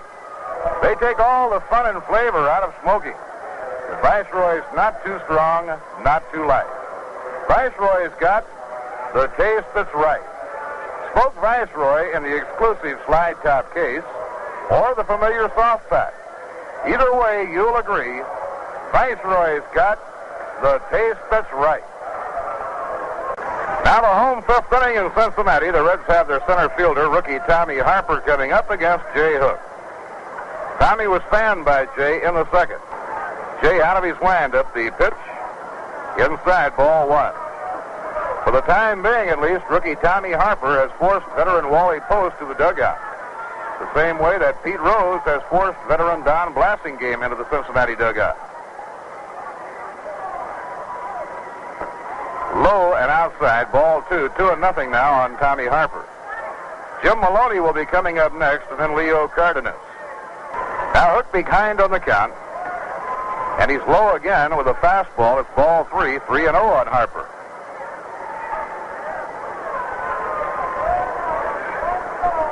Jay with much better control and much better stuff in tonight's game than he did in his first start against the Braves. Little bit low, it's ball 4. He started to go, and then he held up, and that one just missed. That is the first strikeout, or the first walk, I should say, given up by Jay Hook. It will bring up Jim Maloney. In the American League this year, it is a rule that the pitcher must occupy the on-deck circle. It is not a rule, but only a suggestion in the National League. Well, right now we're waiting for Jim Maloney to come out. I'll tell you one thing. I do not envy the official score on the ball game they had in the Twin Cities today. The Minnesota Twins beat the Los Angeles Angels 11-10 in 13 innings. The Angels got a run on the top of the 13th to go in front, 10-9, only to have the Twins come back for 2 in the last of the 13th. The line score on that ball game, the Angels, or the Twins, 11 runs, 16 hits, and 3 errors. The Angels, 10 runs, 17 hits, and 6 errors. 9 errors in the ball game, 33 hits and 21 runs. 15 pitchers, 9 for L.A. and 6 for Minnesota. There were 3 homers. Now the New York Mets are looking for the bunt as Jim Maloney comes up. Here's the pitch. A line drive base hit going into center field for the pitcher. Around second is Harper. He's headed for third. There'll be no play for him. And now the Reds have runners at the corners with nobody out.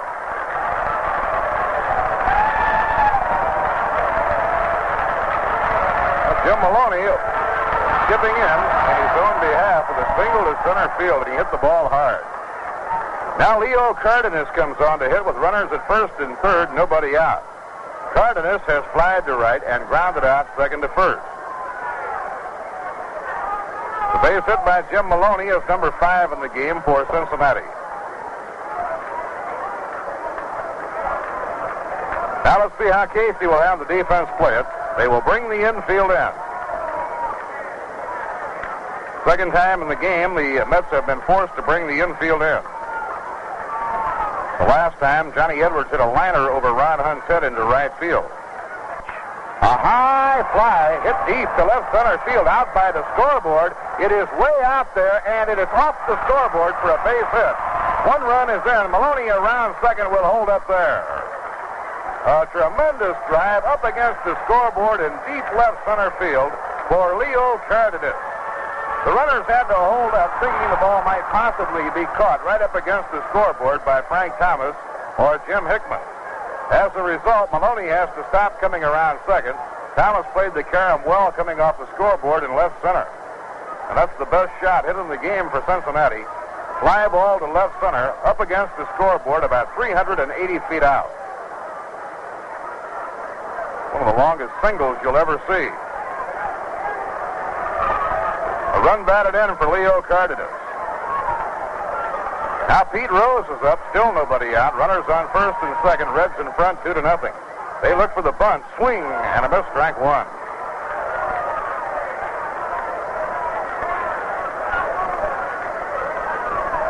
Real crucial spot in this ball game right here. Ken McKenzie goes to work in the bullpen now for New York.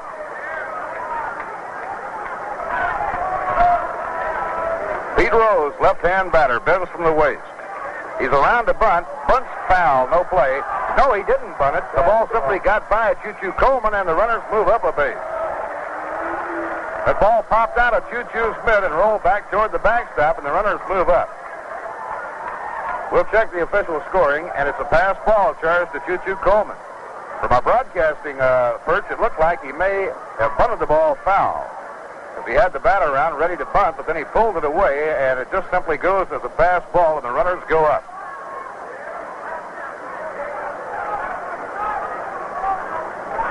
Now the count is 1-1 on rookie Pete Rose. Rose hit his way right on the Cincinnati Ball Club with a great spring, following a big year in the minor leagues last season. Now Jay has his thing. Will wind up and pitch. A ground ball hit slowly to shortstop. The play is going to be to third, and they've got Maloney hung up. He comes to the plate. Coleman tags him out, looks for a play, has no other play, and the runners wind up on second and third. So on the slow grounder with the infield end, Charlie Neal hung up Jim Maloney. He had to throw to the third baseman, Cliff Cook, and Cook then fired to Coleman, and as Maloney tried to come in, he was tagged out. But he did a good job on the baselines. He stayed hung up between third and home long enough to allow Rose, who can really fly, to go all the way around to second.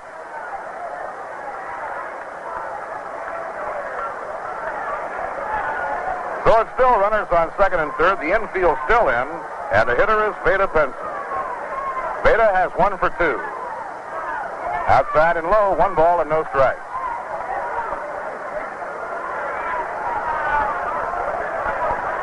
For a brief moment, we almost had 2 men on third base when Maloney turned back toward third.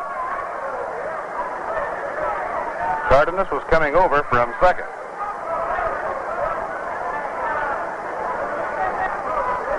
Now Jay with the infield tied on the edge of the grass. Swings at him, he's wind up. The pitch. Swing and a miss. 1 ball, 1 strike. He got him to go for a bad ball that time.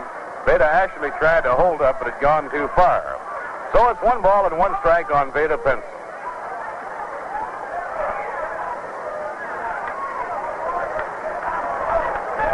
Veda Pinson flied to center in the first inning and tapped out to Tim Harkness in the third inning.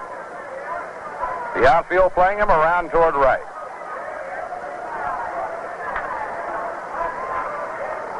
Pitching 1-1. Way outside. Choo-Choo walking out to grab that one. 2 balls and a strike. Although Veda Pinson is built along slender lines, he gets a lot of power.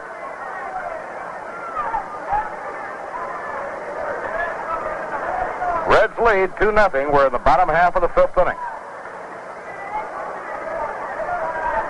Now Hook starts his windup. A 2-1 pitch. Inside at the knees, it's ball 3. Waiting on deck is the cleanup batter, Frank Robinson. Cardenas on third, Rose on second, 1 man down. The infield end. 3-1 to Pinson. Here's the pitch. He walked him, and that loads him up for Frank Robinson.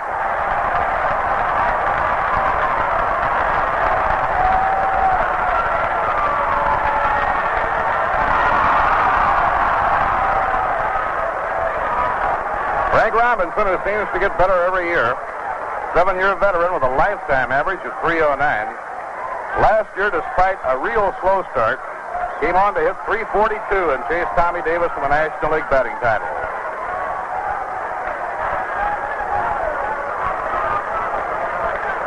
He had 51 doubles for a club record. Here's the pitch. Outside and low, it's ball 1.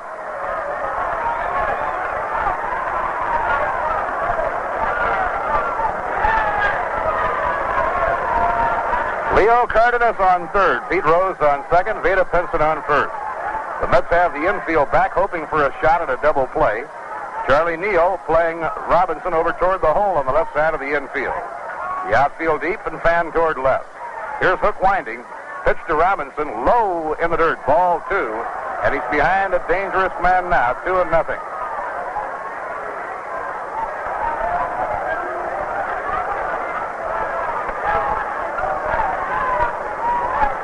Robinson singled to center in the second inning and later scored. He was thrown out by Jay Hook in the 4th inning.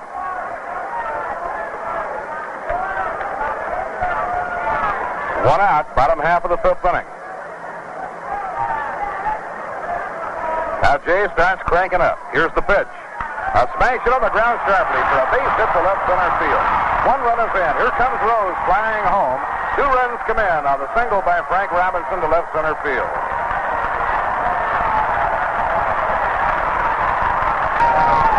Now the Reds have 3 runs home here in the last of the 5th inning, and they lead the New York Mets 4-0.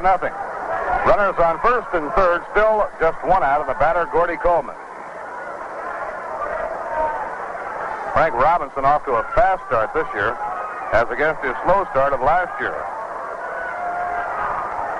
Gordy Coleman is up now. Left-hand batter, runners on first and third.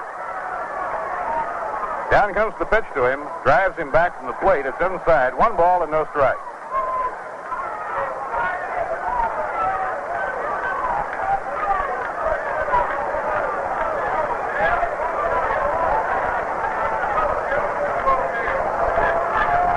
Now Jay Hook checking with Choo-Choo. Trying to work out of this jam here in the last half of the 5th inning.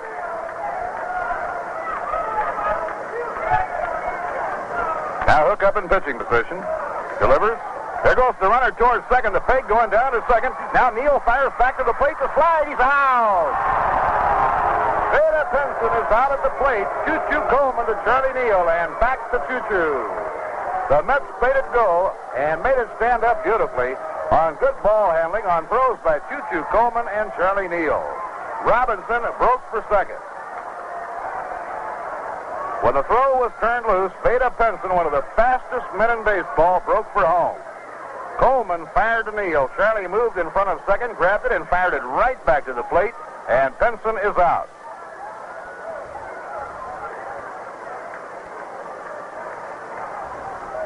Now there are 2 away. Robinson on second. Gordy Coleman, the hitter, with a 2-0 count. A line drive hammered into right center for a base hit. Around third is Frank Robinson. He'll score. Ball juggled by Hickman. On his way to second now is Gordy Coleman, and he's in standing up at second base. So the Reds lead 5-0. And the old professor, Casey Stengel, is out of the dugout and moving toward the mound. The double to right center has driven Jay Hook out of the box. While the pitching change is being made, let's pause for station identification. 810 on your dial, WGY Schenectady, a General Electric station. Bob Murphy with Lindsey Nelson and Ralph Kiner from Crosley Field in Cincinnati. And the Reds with a 4-run outburst have Derek, starting pitcher Jay Hook, and established a 5-0 lead here in the last half of the 5th inning. For Ken McKenzie, this will be his first outing of the young season. The first batter up against Ken McKenzie will be Johnny Edwards, with Gordy Coleman on second base and 2 men down. Johnny Edwards 2 for 2 in the game, single to right in the second and single to right in the 4th inning. Now here we go to action. A line drive to right center by Johnny Edwards for a base hit. Jim Hickman grabs it, but around third and digging in to score is Gordy Coleman. Johnny Edwards now is 3 for 3 and has thrown out 2 base runners.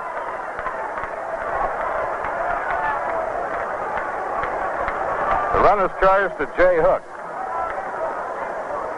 And it's a run batted in for Johnny Edwards, his second of the game. So Edwards has 3 for 3, has driven 2 runs in, thrown out 2 base runners. Now the 8th man up in the inning is veteran third sacker Gene Freese, with Cincinnati in front 6-0. Last year, McKenzie was more effective against the right-hand hitters than he was against the left-hand hitters. Fastball over for a called strike.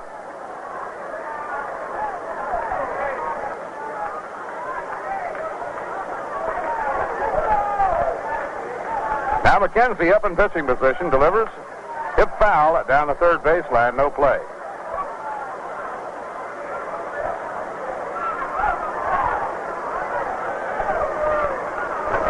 Now Larry Benarth has started to loosen up in the bullpen for the New York Mets.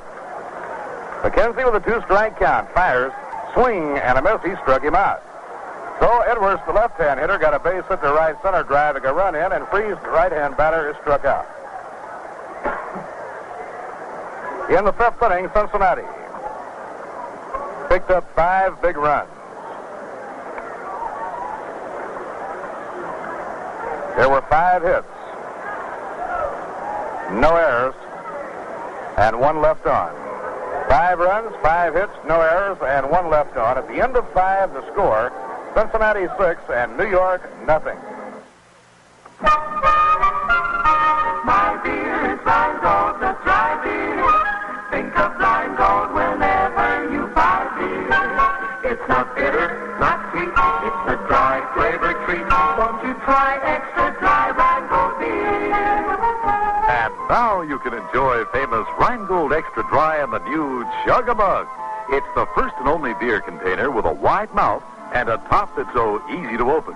Just pull the tab on top straight out, then straight up and off. You drink right from the Chug-a-Mug. No glasses, no opener, no deposits, no fooling. Chug-a-Mug holds the same and costs the same as the 12-ounce can. Buy it now wherever famous Rheingold Extra Dry is sold. My beer is Rheingold, the dry beer. Chug-a-Mug is a new way to buy beer. Better get some today. Chug-a-Mug's what you say. What a great way to drink Rheingold beer. Now we go to the sixth inning. The Mets are sending up a pinch hitter, and to tell you all about it, Lindsey Nelson. Okay, Bob, it's Rod Canneel, and here's the first pitch high for ball one. Rod Canneel has been up 3 times this season. He has 1 hit, so his batting average is .333. He's a right-hand batter facing right-hand pitcher Jim Maloney with the pitch, and it's a fastball in there for a called strike. 1-1.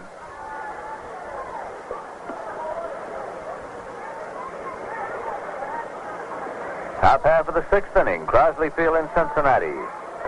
There's a fastball, caught a corner, and it is strike 2. 1-2 to Rod Canneel.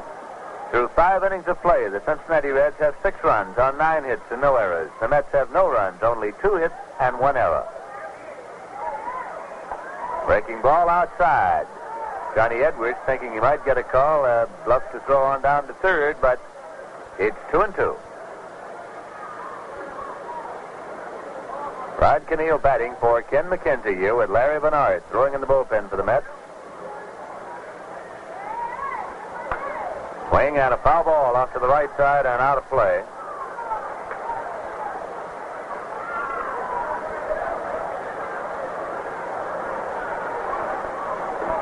Bernard is a right-hander throwing down there in the bullpen who has not yet been in a Major League Baseball game. Jim Maloney on the mound tonight for the Cincinnati Reds, 22 years of age. Has a sign, and here's the 2-2 pitch to Rod Canneel. Swung on and missed. Strike 3. He struck him out. That is strikeout number 7 for Jim Maloney. And we'll bring up the top of the Met batting order, Charlie Neal. Charlie's been up twice. He flied out to center field, and he fouled out to the catcher.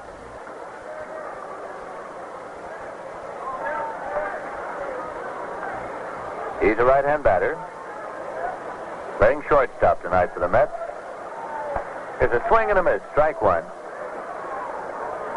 Jim Maloney won 9 games, and he lost 7 last year for Cincinnati after he started the season in San Diego, where he won 4 and lost 1, was an early season sensation.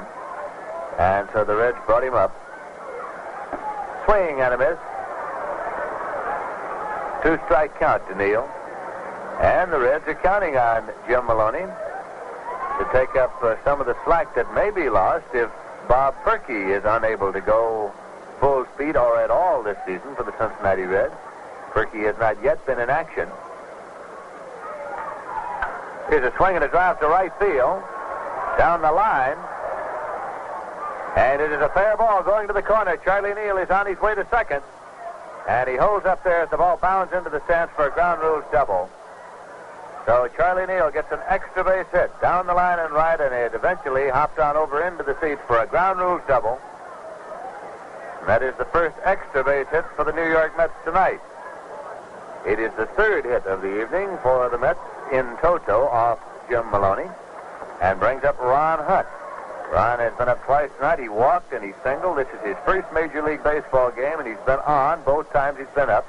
Got his first Major League hit in the top half of the 4th inning. He's a right-hand batter. There's a pitch low. It's getting away from Edwards, and Neal's moves on to third base. Wild pitch. Scored as a wild pitch. Charged against Jim Maloney. The wild pitch enabled Charlie Neal to move on to third base. And it is ball 1 to Ron Hutt.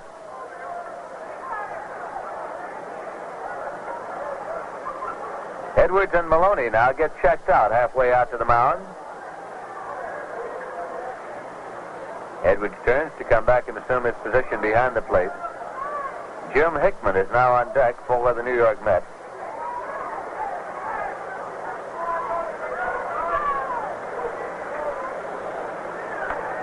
Gene Freese is playing even with the bag at third.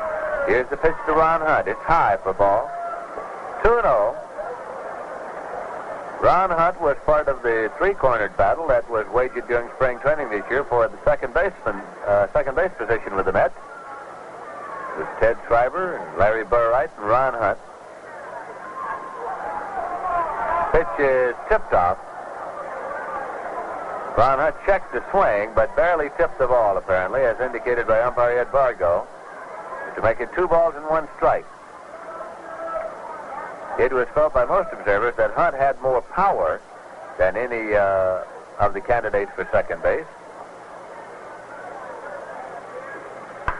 Here's a swing and a ground ball taken at third by Freese, and Charlie Neal is hung up. Freese running him toward the plate, and he passes Edwards. The ball bounces away. The run scores, and Hunt goes to second. The ball bounces away there, and Hunt is on his way to third base. And the ball is retrieved by Tommy Harper in center field. Hunt pulls up at third. And the Mets have scored a run. Here was the play. It was a ground ball taken at third base by Freese, and they had Charlie Neal hung up. However, he got a little past Edwards as he made his dash for the plate, and when the throw came, Edwards was unable to hold on to it. And so Charlie Neal scored. The ball was picked up then and thrown to second. Taken out there by shortstop Leo Cardenas, and Ron Hunt collided at second base with him, scrambled to his feet, and continued on to third. So it's a 6-1 ball game. The Mets have a runner at third base. There's one man out, and Jim Hickman is coming up. 2 errors scored on the play, charged against the Cincinnati Reds. It was a fielder's choice, of course, as far as Ron Hunt was concerned initially. Hickman has been up twice, and he struck out both times. Here's a pitch that decks him. He ducks underneath. It's ball 1.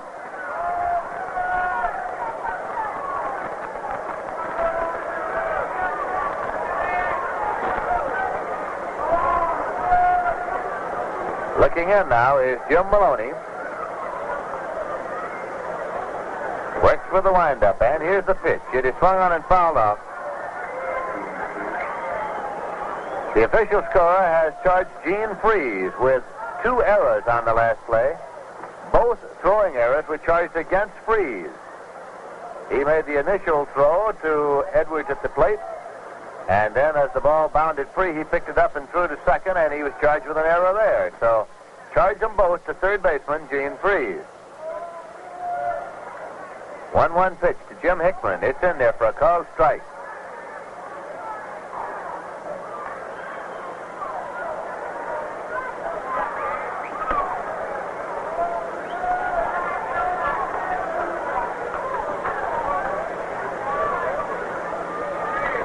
Here's the 1-2 pitch. Breaking ball, missing high, and it's 2-2 as Hickman ducked back. It broke, but a little high. So the count is leveled at 2-2. Cincinnati Reds 6 and the New York Mets 1.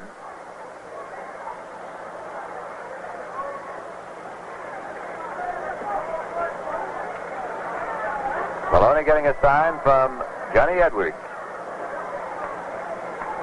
The 2-2 pitch. Swung on, and there's a high pop foul off to the right side. Edwards looking for a play, but he doesn't have one here. It's in the stand. Gordon Coleman returning to his position at first also.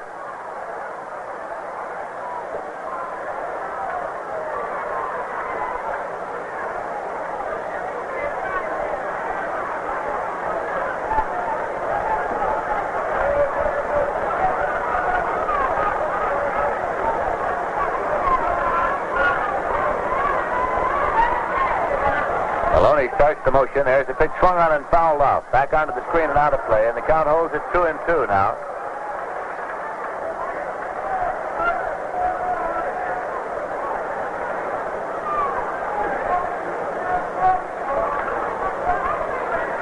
Duke Snyder is on deck for the Mets, batting here with one man out in the top half of the 6th inning. Ron Hunt leads down the line. There's a swing and a foul ball. Breaking ball, and Hickman got around on it, but pulled it foul on the ground down the left field line. Count holds to him at 2-2. Ron Hunt down there on third, playing his first Major League game, has been up 3 times. He's been on 3 times. Walked, singled, and was on the fielder's choice this last time.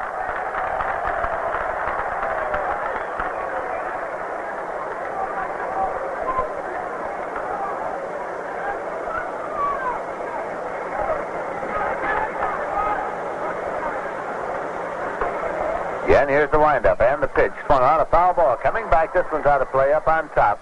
Count holds it 2-2 to Jim Hickman. Hickman is batting number 3 in Casey Stengel's batting order tonight. Maloney takes a moment to rub up the ball. Casey did not finally decide on his lineup and batting order until about a half hour before game time, because he had to wait until Frank Thomas had taken batting practice to see whether or not Thomas could play. Had Thomas not been able to play, it would have been Craneville in the outfield tonight. Here's a swing and a drive to left center field, and it's going to be an in-betweener. It'll go all the way to the scoreboard. Hunt is coming on to score. Hickman's on his way to second. Robinson up with the ball, relays it in, and Hickman is in standing with a double. That second extra base hit of this inning for the New York Mets. They score their second run. Hickman gets a double and a run batted in. It's the Cincinnati Reds 6 and the New York Mets 2. Hickman, after fouling off a half dozen, really pasted that one on a line, an in-betweener that took one hop to the scoreboard in left center field. Up is Duke Snyder, left-hand batter. Pitch is high for a ball.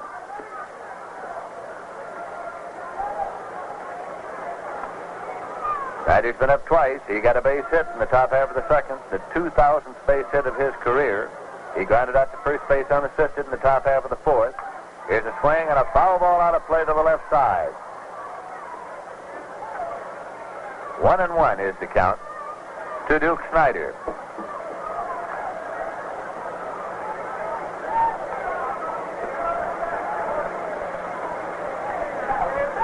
Maloney into the stretch now. Hickman leads off the bag at second.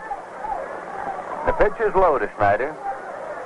Double barrel action in the bullpen of the Cincinnati Reds now. Joe Nuxall and Jim Brosnan. Left-hander Joe Nuxall, right-hander Jim Brosnan throwing in the bullpen for the Reds.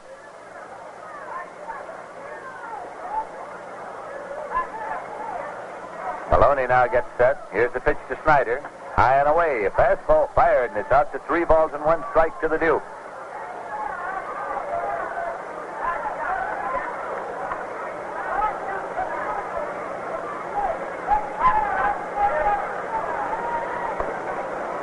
One man out here in the top half of the 6th inning.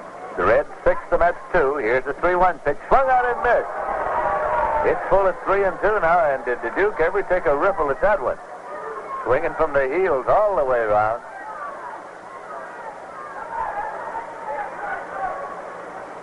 The Mets have a total of 4 hits off Jim Maloney now.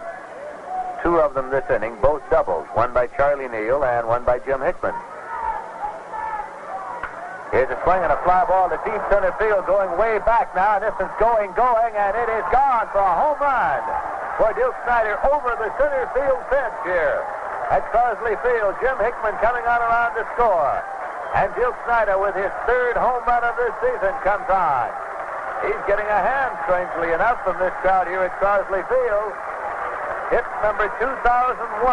Scores 2 runs, makes it a 6-4 ball game. That is the 392nd home run of Duke Snyder's career. Eddie Matthews, incidentally, hit number 400 of his career today in Milwaukee. The New York Mets get 2 more runs here. They've scored 4 runs in this, the top half of the 6th inning.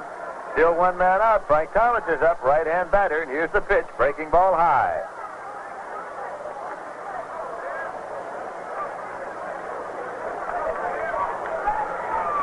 Center fielder Tommy Harper went back as far as he could go, facing away from home plate, and watched that one disappear over the center field fence. The pitch is low for a ball. It's 2-0 now to Frank Thomas. Frank is still looking for his first base hit of this campaign. He is a man who last year drove in 94 runs and had 34 home runs for the New York Mets. It's in there for a called strike. You may remember that Frank started out last year like a house afire. He was an early season sensation at the plate. And the Mets have been hoping that he would catch fire any day and start on a hitting streak. 2-1 pitch to Thomas. Way outside. 3 balls and 1 strike.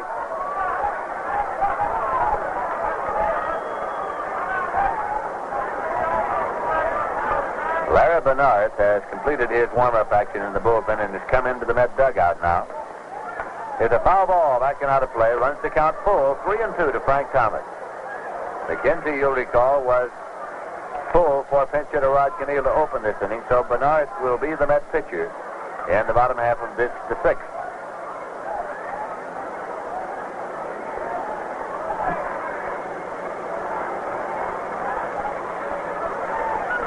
Here's a fastball fired past Thomas for a called strike 3. Caught him looking. Strikeout number 8 for Jim Maloney. With nobody on and 2 men out, Tim Harkness comes up. He's the first baseman, struck out swinging and fouled out to the catcher previously.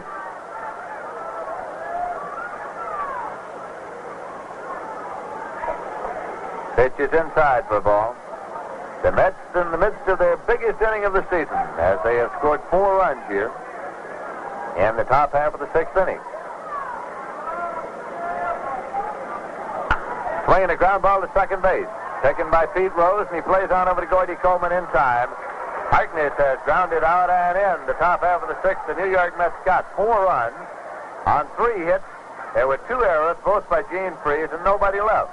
At the end of 5 1/2 innings of play in Cincinnati, the score is Cincinnati Reds 6, the New York Mets 4. Now for a change of pace, a musical medley.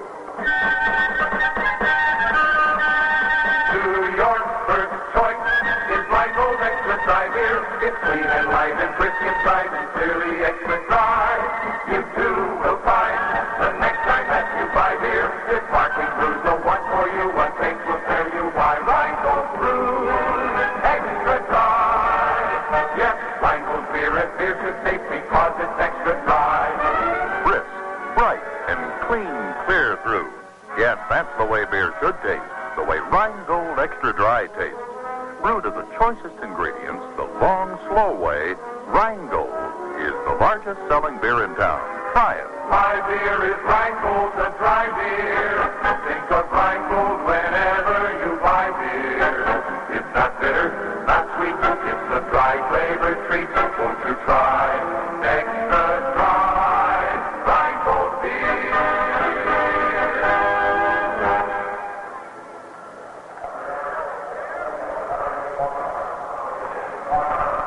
A new pitcher in the ball game now for the New York Mets, and it is Larry Bernard. Larry Bernard is the pitcher. He's a young right-hander, an alumnus of St. John's in New York, making his first major league appearance. Was signed last year and sent to Syracuse.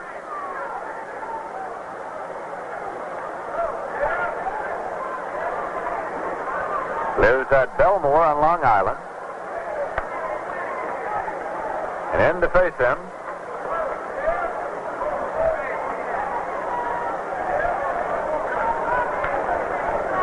is Tommy Harper, as Bernard delivers the first pitch low for ball 1. Red center fielder at the plate. And the pitch is low for ball. It's 2-0 now.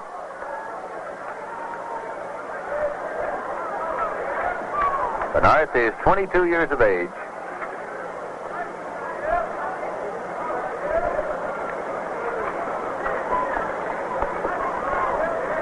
Here's a 2-0 pitch, and it's in there for a called strike. 2-1. So Bernard is getting his baptism here tonight, and a tough ball game as the Cincinnati Reds have a 2-run lead now, leading the Mets by a score of 6-4. Swing on a fly ball to right field. And it's going foul, far down in the corner. It's out of play.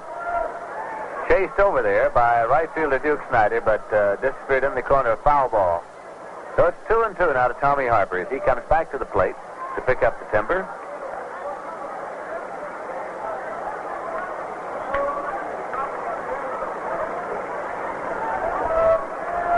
Joe Nuxall continues to throw in the bullpen for the Cincinnati Reds. Jim Brosnan has stopped. It's in there for a called strike 3 as Bernard strikes out the first man he faces in the major leagues. The indication by the umpire now is that the ball actually tipped the handle of the bat back into the glove of Choo-Choo Coleman to make it a foul ball, but held on for the strikeout. So Bernard chalks up his first strikeout. That brings up pitcher Jim Maloney.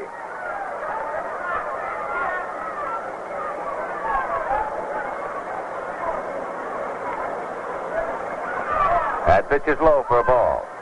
The official paid attendance here in Cincinnati tonight, 2,990.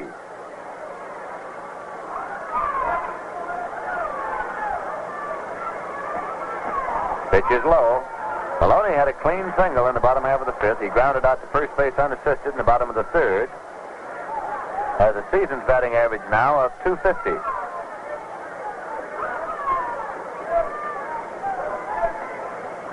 Bernard starts the motion and the pitch.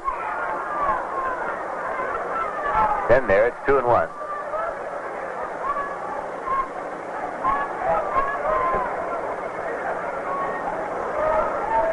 Again, pitch is swung on this time. A ground ball over the head of Bernard, fielded by Charlie Neal on the run. Throws to first in time, and he's out. So Maloney has grounded out. Bounced one over the head of Bernard. He reached for it, couldn't get it, and Neal took it on the run and fired on the run. You know, right now would be a good time to pour yourself a tall, cold glass of Rheingold Extra Dry, because Rheingold is beer should taste, and dry tells you why. So enjoy a friendly glass of Rheingold Extra Dry along with the game.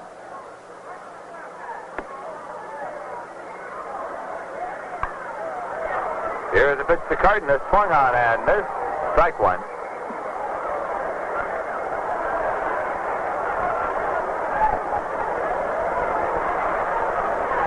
Two men out, nobody on base for the Reds, batting here in the bottom half of the sixth inning as they lead the Mets 6-4. Here's a swing and a miss. Two-strike count to Leo Cardenas.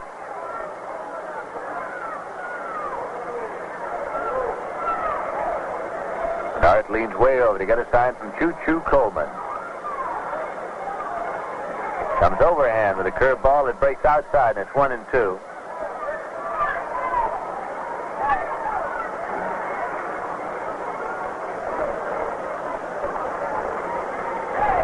Cardenas in and waiting. He's 1 for 3 tonight.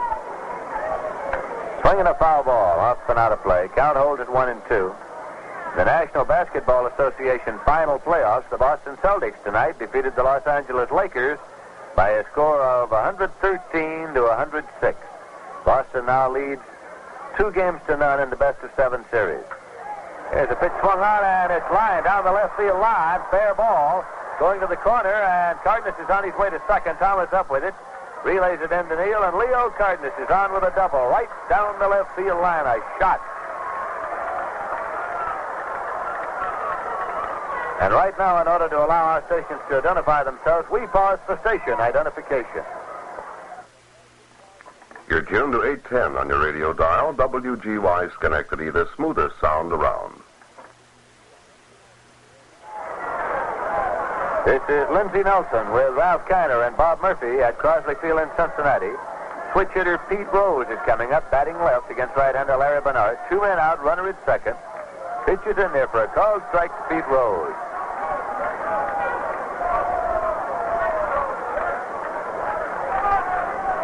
A double by Cardenas was the 10th hit of the night for the Cincinnati Reds.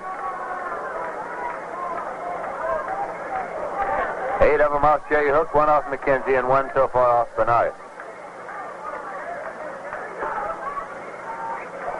Pitch is outside.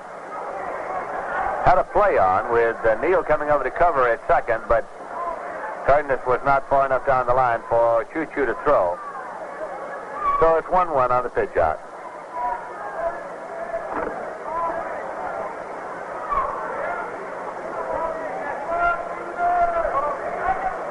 Bernard checks his runner at second. The pitch to Rose is low for a ball. It's 2-1. Pete Rose grounded out, singled, and was out on the fielder's choice. He's the young fella who beat Don Blassingame out of that second base job. But Blassingame's hold on second base has not been too secure anyway. 2-1 pitch is low. 3-1.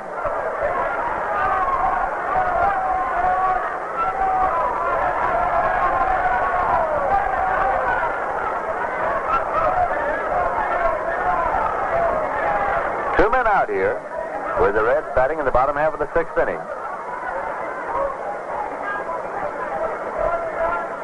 Bernard checks and deals, and it's low. Ball 4, and Rose runs down to first base for the base on ball. That's the first walk given up by Bernard. Gives the Reds runners at first and second and brings up Veda Pinson. Pinson flied to center, grounded out to first unassisted, and walked.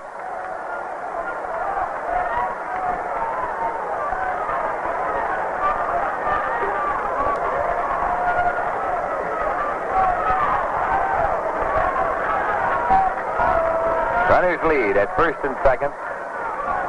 The pitch is high for a ball.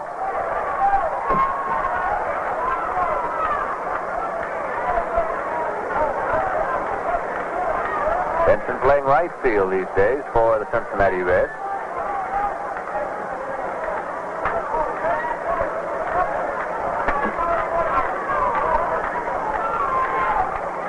Here's a pitch inside for a ball.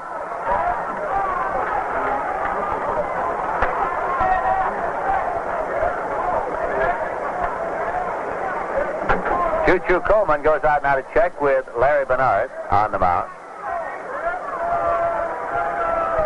2-0 the count to Veda Pinson.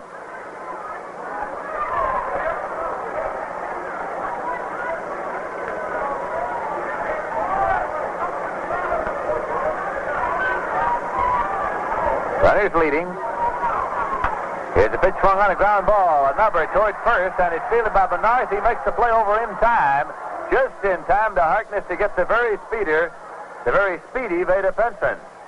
As the play goes 1-3 and in the bottom half of the sixth, the Cincinnati Reds got no runs on one hit, no errors, and 2 left. In the 6 full innings of play, the score is Cincinnati Reds 6 and the New York Mets 4. The New York Mets, of course, will be coming home to play the Milwaukee Braves at the Polo Grounds Friday afternoon, Saturday afternoon, a doubleheader on Sunday. And another date you want to mark on your calendar is the first appearance of the Los Angeles Dodgers at the Polo Grounds, and that will be on April 29th and April 30th. They are both night games, the first night games of the season. The Dodgers, of course, will be bringing in Don Drysdale, Sandy Koufax, Tommy Davis, who, of course, is a native of Brooklyn, Maury Wills, Bill Skowron, who went from the Yanks to the Dodgers during the offseason, Ron Fairley, Willie Davis, Frank Howard, Leo DeRocher, Walter Alston. That's the Dodgers and the Mets, April 29th and 30th, night games at the Polo Grounds. The Mets will meet the Houston Colt 45s Wednesday night, May 1st, Thursday afternoon, May 2nd. Colt 45s will be bringing in former American League batting champion Pete Runnels, Bob Aspromani, Johnny Temple, Dick Farrell, Don McMahon. So tickets are now on sale for those and other games of the New York Mets at the advanced ticket window at the Polo Grounds, at Grand Central Station, at Pennsylvania Station. Reservations at all Howard Clothes stores in the greater New York area, or you can order tickets by mail. The address, Ticket Manager, Polo Grounds, New York, 39, New York. Cliff Cook is up now. Here's a pitch swung on it. The ground ball to short, taken there by Cardenas, and he plays on over to Coleman in time. And Cook is grounded out, short to first. Left-hander Don Rowe is now throwing in the bullpen for the Mets. In case they can get something started here. Casey Stengel wants to be able to go to a pinch hitter. Choo-Choo Coleman is coming up. The catcher, he's been up twice, and he flied out to left field both times.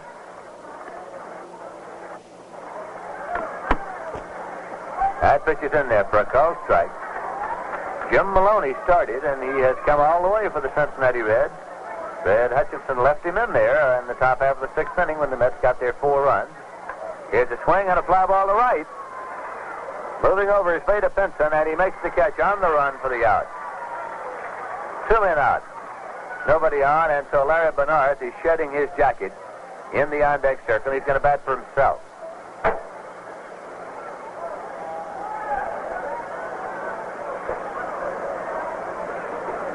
The Cincinnati Reds 6 and the New York Mets 4. Bernard bats right. Here's the pitch that's in there for a called strike 1.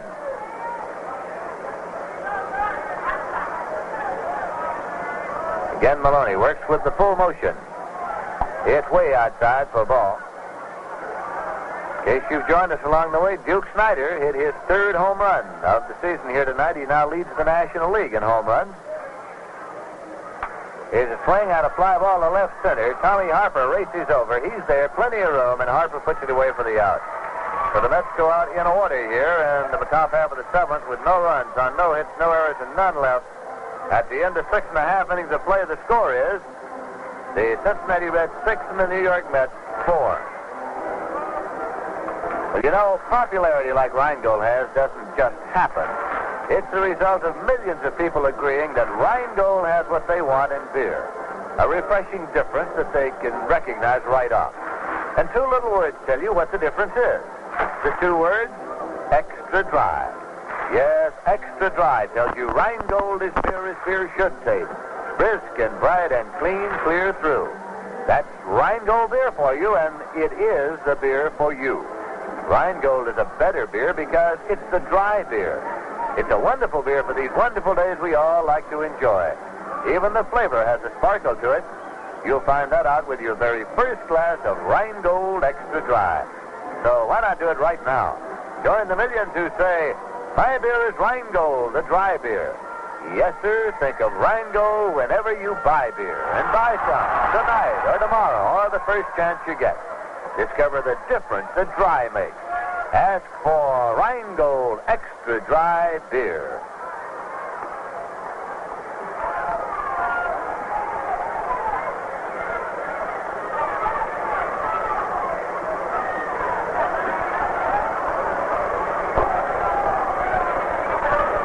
We'll be going now to the bottom half of the seventh inning. Larry Bernard completes his warm-ups, and he'll be facing Frank Robinson. Robinson has the season's batting average of 364 right now. So rookie Larry Bernard, in his first Major League start, is facing one of the fine hitters in the majors. And he swings and sends a line drive into center field for a base hit. Up with it is Jim Hickman. He relays it back in and on with a single to center, Frank Robinson. Gordon Coleman standing outside the batter's box as Choo-Choo Coleman has gone out to the mound now to check Larry Bernard.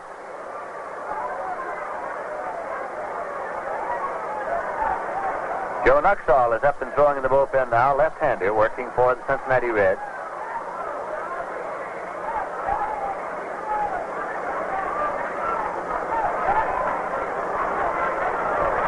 To this point, the Reds have 6 runs on 11 hits.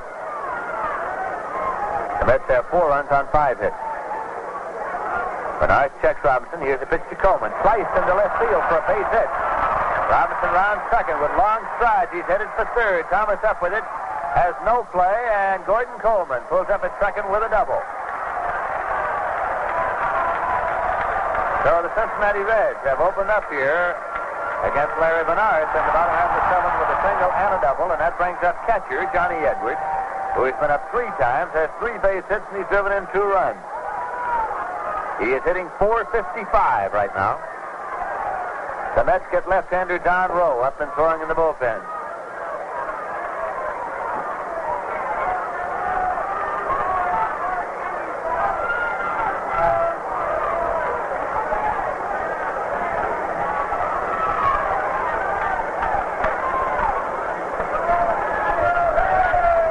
Jerry Lynch has come out to the on-deck circle now, swinging bat.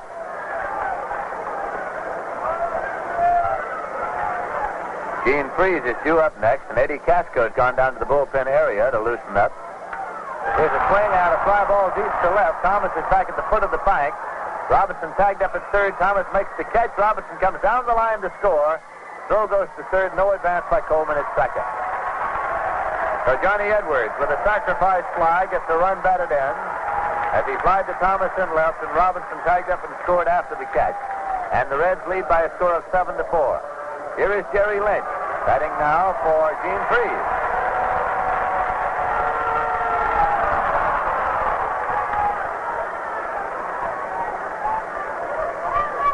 And with Casco at the same time loosening up in the bullpen, the indication would be that Casco is going to come in next inning to play third base.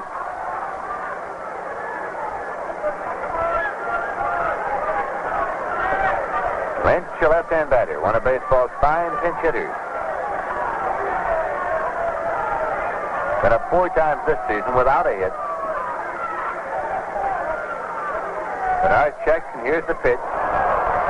Hits him squarely in the back, and he goes down to first base, hit by a pitch ball. That gives the Reds runners at first and second. And coming up now is another pinch hitter, Marty Keogh, swinging bats as he comes out of there.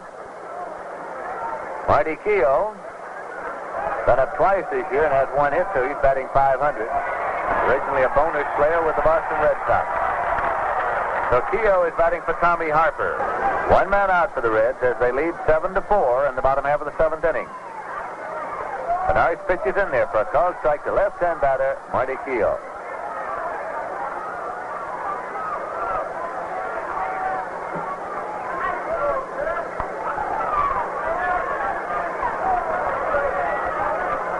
Bernard checks. Pitch is swung on and missed. Strike 2.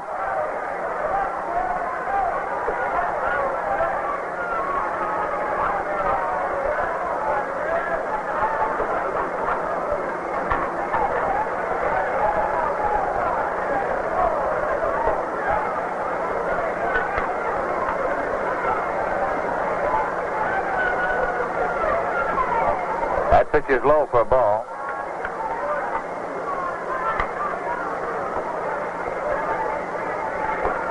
Jesse Gonder is swinging about now in the on-deck circle for the Cincinnati Reds.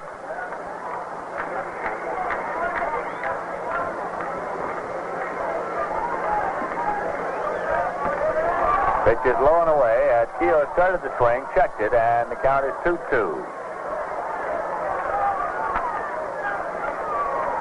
Joe Nuxall has finished warming up and has walked on into the dugout.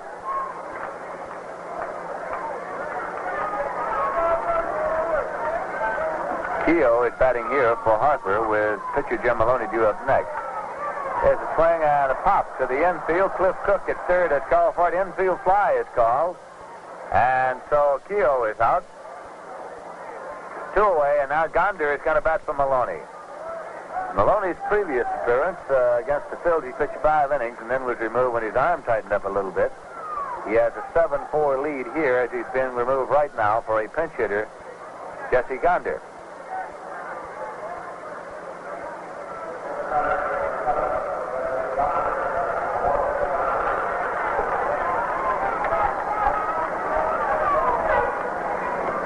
Gonder's been up twice without a hit this season. Left-hand batter. Runners lead at first and second. Larry Bernard into the stretch, and here's the pitch. It's low for ball 1.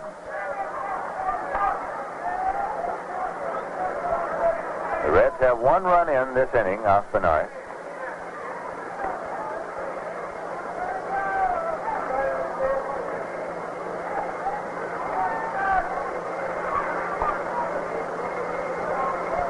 Here's a swing and a ground ball to short. Taken by Charlie Neal, and he plays over to Hunt in time for the force.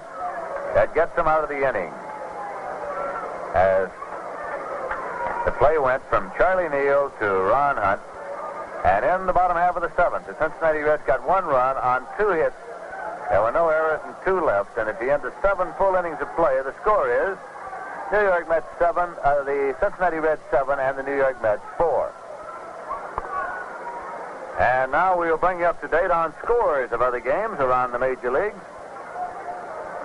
First in the National League, the Milwaukee Braves this afternoon shut out the Philadelphia Phillies by a score of 8-0. Warren Spahn throwing his 56th shutout. Cal McLeish was the loser. Eddie Matthews hit the 400th home run of his National League career in the 7th with 1 on, and those Braves will be at the Polo Grounds Friday afternoon, Saturday afternoon, and a doubleheader Sunday. Tonight, at the end of 3.5 innings of play, it's the Pittsburgh Pirates 3 and the St. Louis Cardinals nothing. Earl Francis going against Bob Gibson. Chicago Cubs are on the coast to play the Los Angeles Dodgers, an 11 p.m. New York time starter. And the San Francisco Giants shut out the Houston Colts 45 today, 7-0. Billy Pierce getting the win. His 14th win in San Francisco against no losses, and Bob Bruce, the loser. In the International League, the Buffalo team opening up today, Met Farm Club, And at the end of 7 innings of play, it is Indianapolis 5 and Buffalo 4. Craig Anderson starting, Addington in the third, Davio in the fourth, Matthias in the seventh, Katina in the eighth. Kreutzer started for Indianapolis, Stiefenauer in the seventh inning. So that's the way things went today in the National League. We'll bring you up to date on American League scores later because right now we're going to the eighth and there are changes, and coming in here to tell you all about it is Ralph Kiner.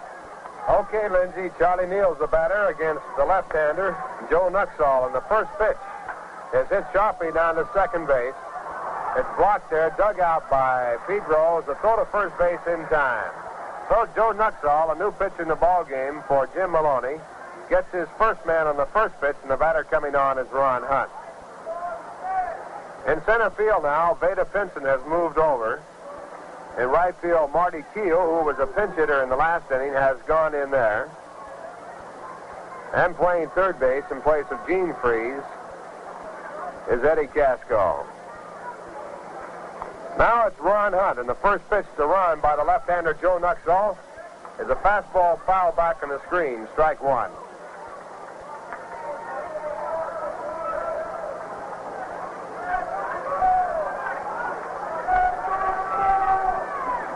Ron has one hit and 2 times up in his major league debut. Right-hand batting second baseman. Now Nuxall back to the plate. There's a fake bunt attempt. 1 ball, 1 strike. The pitch outside.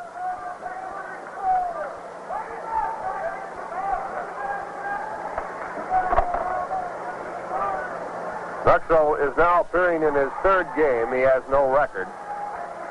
And this is the third inning he has worked this year. There's a ground ball hit down to the right side of the second baseman. It goes on through into center field. So Ron Hunt, in his first Major League Baseball game, has picked up 2 base hits. The Mets have a runner at first base with 1 out as they trail in the ball game by 3 runs. And the batter coming up is Jim Hickman. Jim doubled to left field to drive in a run in the 6th inning when the Mets scored 4 runs to pull up to within 6-4. The Reds added 1 more run in the bottom half of the 7th to take the lead here in the top of the 8th inning by a 7-4 score. And the first pitch to Jim is a strike called by the left-hander.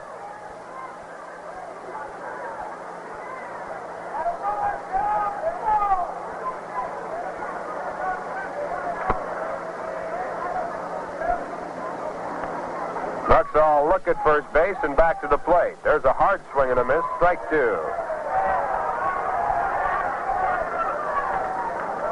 Jim Maloney, the starting pitcher for the Reds, went through 7 innings. He was charged with 4 runs. He gave up 5 hits. He struck out 8 and walked only 2. Now Joe Nuxall trying to protect his lead of 3 runs.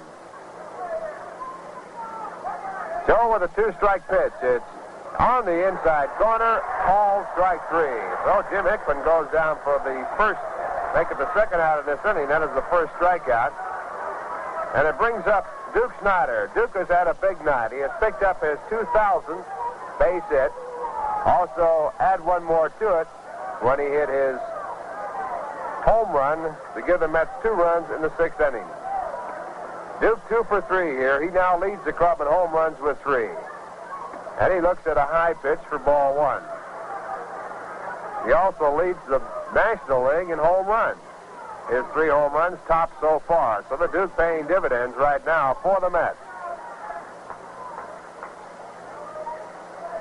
Here's the pitch back to Duke, and it's high, a curveball. 2 balls and no strikes.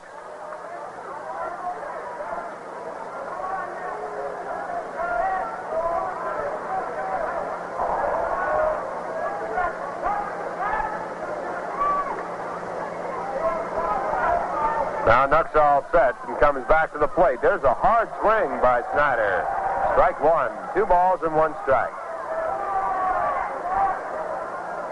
Ron Hunt at first base for the Mets, not being held on by Coleman. Mets need 3 to tie. It's the top of the 8th inning.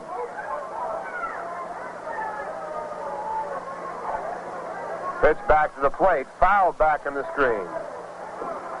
Joe Nuxall on the mound for the Reds is the youngest player to ever have played in the Major League. He appeared in the game for the Reds when he was 15 years of age. He's a veteran of many seasons. Last year, he started the year at San Diego, pitched so well there that he was called up. He had a 9-1 record for San Diego. Now the 2-2 pitch. It's in there, called strike 3. So 2 strikeouts. That's number 10 in the game by the Red pitchers. And that retires the side. In the inning for the Mets, no runs on 1 hit, no errors, 1 man left. And the score at the end, the 7 1/2 innings of play, the Reds 7, the New York Mets 4. And now a word from Viceroy Cigarettes. We're the Brothers 4, singing Coast to Coast for Viceroy. At Niagara Falls, or rattling through the Rockies, or in Hollywood upon a movie set. When we're out of smokes, there are always friendly folks with Viceroy cigarettes. The taste that's right, the taste that's right. Not too strong and not too light. Viceroy, the taste that's right. Now we're telling you, and we'll take all bets, if you smoke all 7 filter cigarettes, you'll find that some taste too strong, like having no filter at all, and some taste too light. They take all the fun and flavor out of smoking. But Viceroy's got the taste that's right. The taste that's right. Not too strong and not too light. Filter smoking at its best. North, south, east, west. Viceroy's got the taste that's right. That's right. That's right. Viceroy. It's the Cincinnati Red half of the 8th inning. They lead in the ball game 7-4. And coming up now to lead off against Larry Bernard is Leo Cardenas. Cardenas has 2 hits and 4 times up in this game. His 2 hits coming his last 2 times up. The last one a double down the left field line. Bernard came in the game in the 6th inning. So far, he has given up 1 run. He has allowed 3 base hits. And the pitch from the right-hander to Cardenas has bounced down toward third. This time it's foul. Picked up by Cliff Cook in foul territory. A nice backhanded catch. Strike 1. It'll be Leo Cardenas, Pete Rose, and Veda Pinson against the right-hander. This is Bernard's first major league appearance. The starting pitcher for the Mets was Jay Hook. He's the pitcher of record. There's a good pitch in the outside corner. Strike 2. Jay started the ball game. He worked 4 2/3 innings, was charged with 6 runs. He gave up a total of 8 base hits. He struck out 2 and walked 2. There's a curve outside. 1 ball, 2 strikes. Ken McKenzie came on to finish the inning. He worked 1/3 of an inning, allowed 1 hit, no runs. Then Larry Bernard came in the 6th inning. So far, he has given up 1 run and allowed 3 hits. There's a pitch back to the plate. It's outside, a fastball. 2 balls and 2 strikes.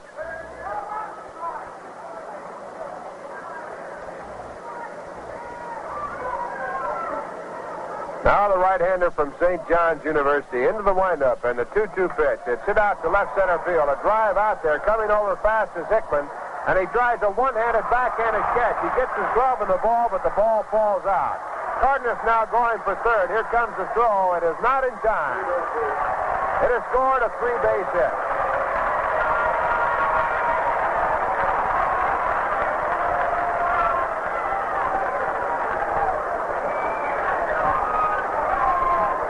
Jim Hickman, a long run in center field, got his glove on the ball. Probably the one thing that hurt him most was that he hit the incline in left center field just as the ball hit his glove. It could have jarred the ball loose. It would have been a great kick if he had made it. And it scored a 3-base hit. So now the Reds have a runner at third base. No one out, and the infield is pulled in. And the first pitch to Pete Rose is low for ball 1.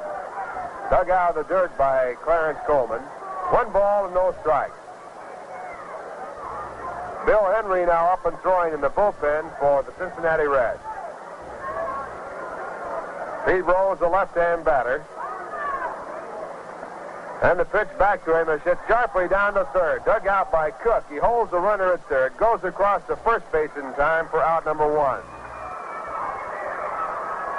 So Pete Rose, who had 1 hit and 4 times up before grounding out, is now 1 for 5. And coming on the bat with a runner still at third is Veda Pinson. Pinson is 0 for 3. He started the ball game in right field, is now playing in center field. He bats from the left-hand side, and there's a swing and a miss at a curveball. Strike one. 7-4 game. The Reds lead here in the bottom half of the 8th inning. First game of a 2-game series. Game time tomorrow will be 8 o'clock New York time. It'll be O'Toole against Galen Cisco. Now the pitch back, a fastball inside, 1 ball, 1 strike. Here's the final score. The Cleveland Indians shut out the Washington Senators 3-0 on a 2-hitter by McDowell. Cleveland picking up 11 base hits off Austin, who went all the way. Held the Romano home runs in that game. Now the pitch back, bounced over the mound. A great play by Hunt. He gets up, throws to first in time. Holy mackerel. Holding at third base on the play and saving a run. As Ron Hunt, I should say, went over in back of the mound, made a diving play. How he got the ball in his glove, no one knows. How he got up and threw out pitching, no one knows that either. What a play by the second baseman in his first Major League game. 2 men out now, and Frank Robinson steps in.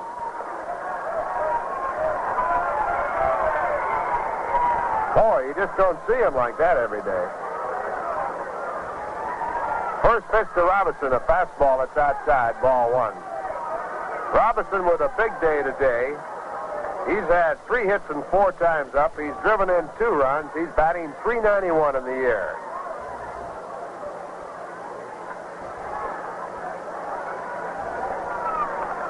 Now Larry Bernard working to the right-hand batter, taking plenty of time. Getting the sign from Choo-Choo Coleman. It's 7-4 in favor of the Reds. And here's the pitch back. Inside and low, ball 2. 2 balls and no strikes. Well, Leo Cardenas at third base, if he'd have known what was happening on the play by Hunt, he could have scored. But Hunt really turned into play to pick up out number 2 here in the bottom half of the 8th inning. 2-0 pitch inside, just missing Robinson, ball 3.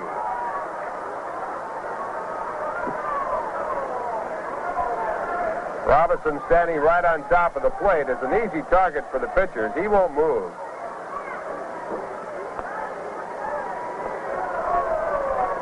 Last year he was hit by 11 pitch balls. In 7 years with the Reds, he's hit by 88. There's a smash, and Neal holds it down. Fine drive to the left to Charlie Neal. He went over one-handed it, and that retires his side. In the inning for the Cincinnati Reds, no runs on 1 hit, a triple by Leo Cardenas, no errors, 1 man left. And the score at the end of 8 innings of play, the Reds 7, the New York Mets 4. Well, I'm sure after seeing the debut of Ron Hunt out here today that you'll be looking forward to seeing him in the Polo Grounds. You know, the Mets have many new faces on the club. And the Mets also have a brand new official song called Meet the Mets, which I'm sure many of you fans have probably already heard. This catchy 45 RPM record with 2 versions of the song, one with the vocal and the other instrumental, is now available. As there are only a limited number of first editions of records available, you'll want to get on the bandwagon right away. As a baseball fan, you'll want this highly prized souvenir item in your collection. To obtain your copy of Meet the Mets record, send $1 to Mets official song, Polo Grounds, New York 39, New York.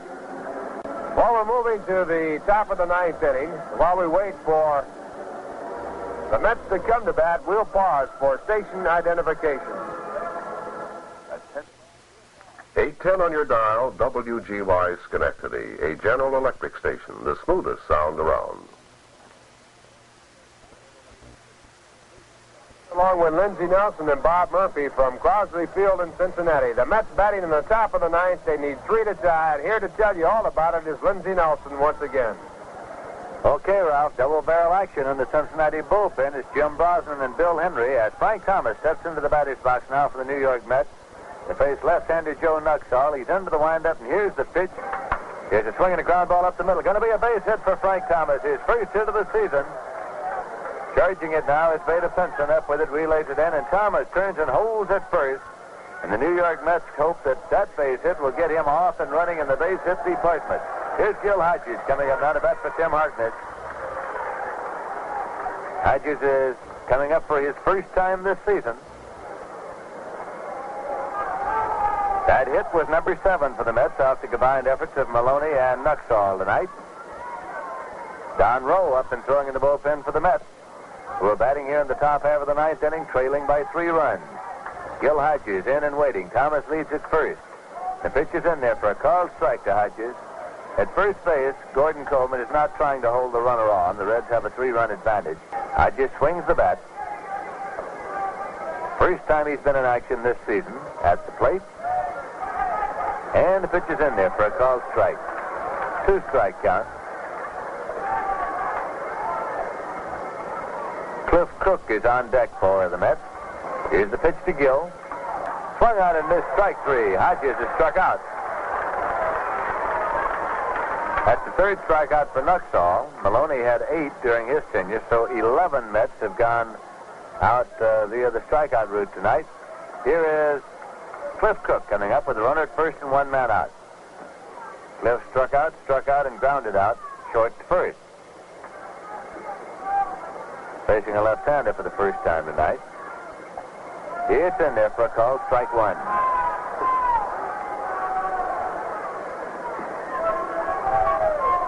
In the top of the 6th, the New York Mets had their biggest inning of the season when they got 4 runs on 3 hits, combined with 2 throwing errors by Gene Freese of the Reds. Here's a swing and a miss. It's strike 2 to Cook. Choo-Choo Coleman is in the on-deck circle for the New York Mets.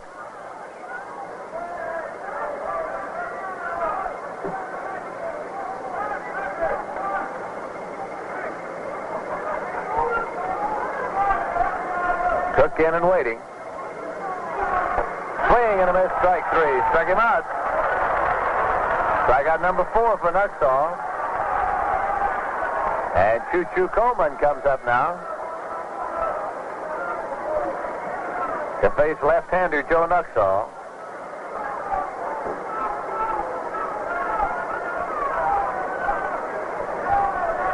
Frank Thomas off the bag at first.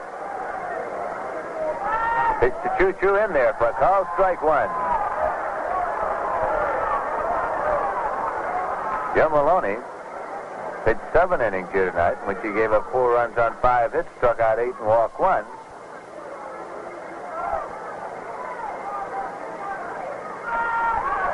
Choo-Choo swings, chops it off foul. 2 strikes.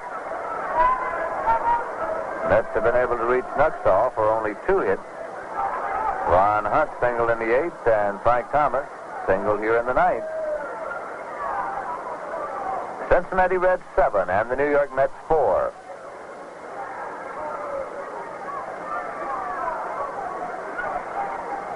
Two-strike pitch to Choo-Choo, swung on as a ground ball to second base. Pete Rose bobbles the ball, and Choo-Choo is on. Using the speed to get across the bag, and Frank Thomas pulls up safely at second, and that sets up a situation of tying run at the plate for the New York Mets. So who's it going to be? No one out of the dugout as yet. It's going to be Ted Schreiber. Ted Schreiber comes out now. He has been up 8 times and has 2 hits. So Schreiber will be batting here for Larry Bernard. Against the left-hand pitcher, Joe Nuxall.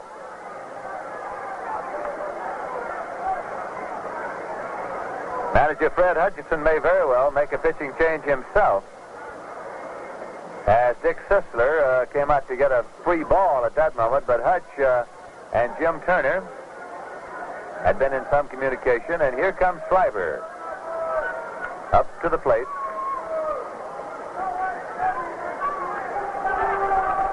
And Nuxall is going to stay in, apparently.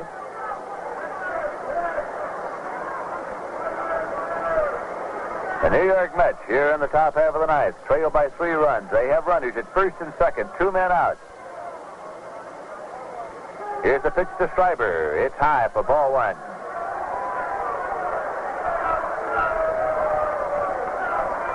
Schreiber was the New York Mets' #1 draft choice in the winter draft. Played at Seattle last year. Signed initially to a bonus contract by the Boston Red Sox.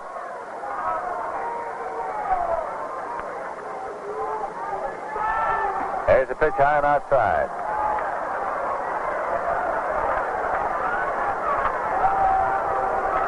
Two 2-0 is the count now to Schreiber.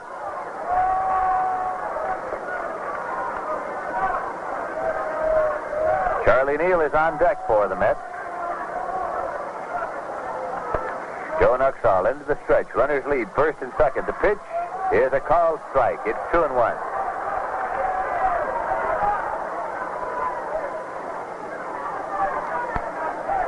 Cincinnati Reds 7, the New York Mets 4. Thomas leads at second. Choo-Choo Coleman leads at first. The pitch to Schreiber. Swung on and missed at strike two. He tried to check it, but it's 2-2. Two men out here in the top half of the ninth inning.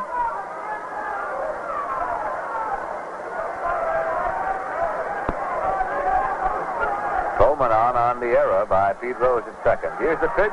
Swung on and missed. Strike three. We had to wait to see if he got a piece of it. And Schreiber is talking to plate umpire, but he is out of there on strikes, and this ball game is over.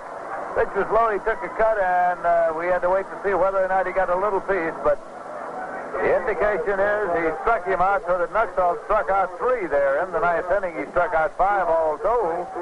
As Maloney and Nuxall struck out a total of 13 Mets tonight. In the top half of the ninth inning, the Mets got no runs on one hit. There was one error and two men left. Keep in mind that the New York Mets will be back here tomorrow night. Thursday is off, and they'll be at the Polo Grounds against the Milwaukee Braves Friday afternoon, Saturday afternoon, and a doubleheader on Sunday. Warren Spahn, Lou Burdett, Eddie Matthews, Hank Aaron, Roy McMillan, Frank Bowling, Joe Torre. They'll all be at the Polo Grounds Friday, Saturday, and Sunday afternoon. The final score of this game, the Cincinnati Reds 7, the New York Mets 4. Something in triplicate for you right now. Put another nickel in the Nickelodeon. Play the tune I love to hear. My beer, my beer, my beer. Rich and bright and cheerful too. The song is like the favorite brew. You know what I'm referring to. Rheingold, Rheingold, Rheingold. Sing it. Come on, let's swing it. There's nothing difficult about the song with Rheingold beer. You can't go wrong. Put another nickel in the Nickelodeon. Play the tune I love to hear. My beer, my beer, my beer.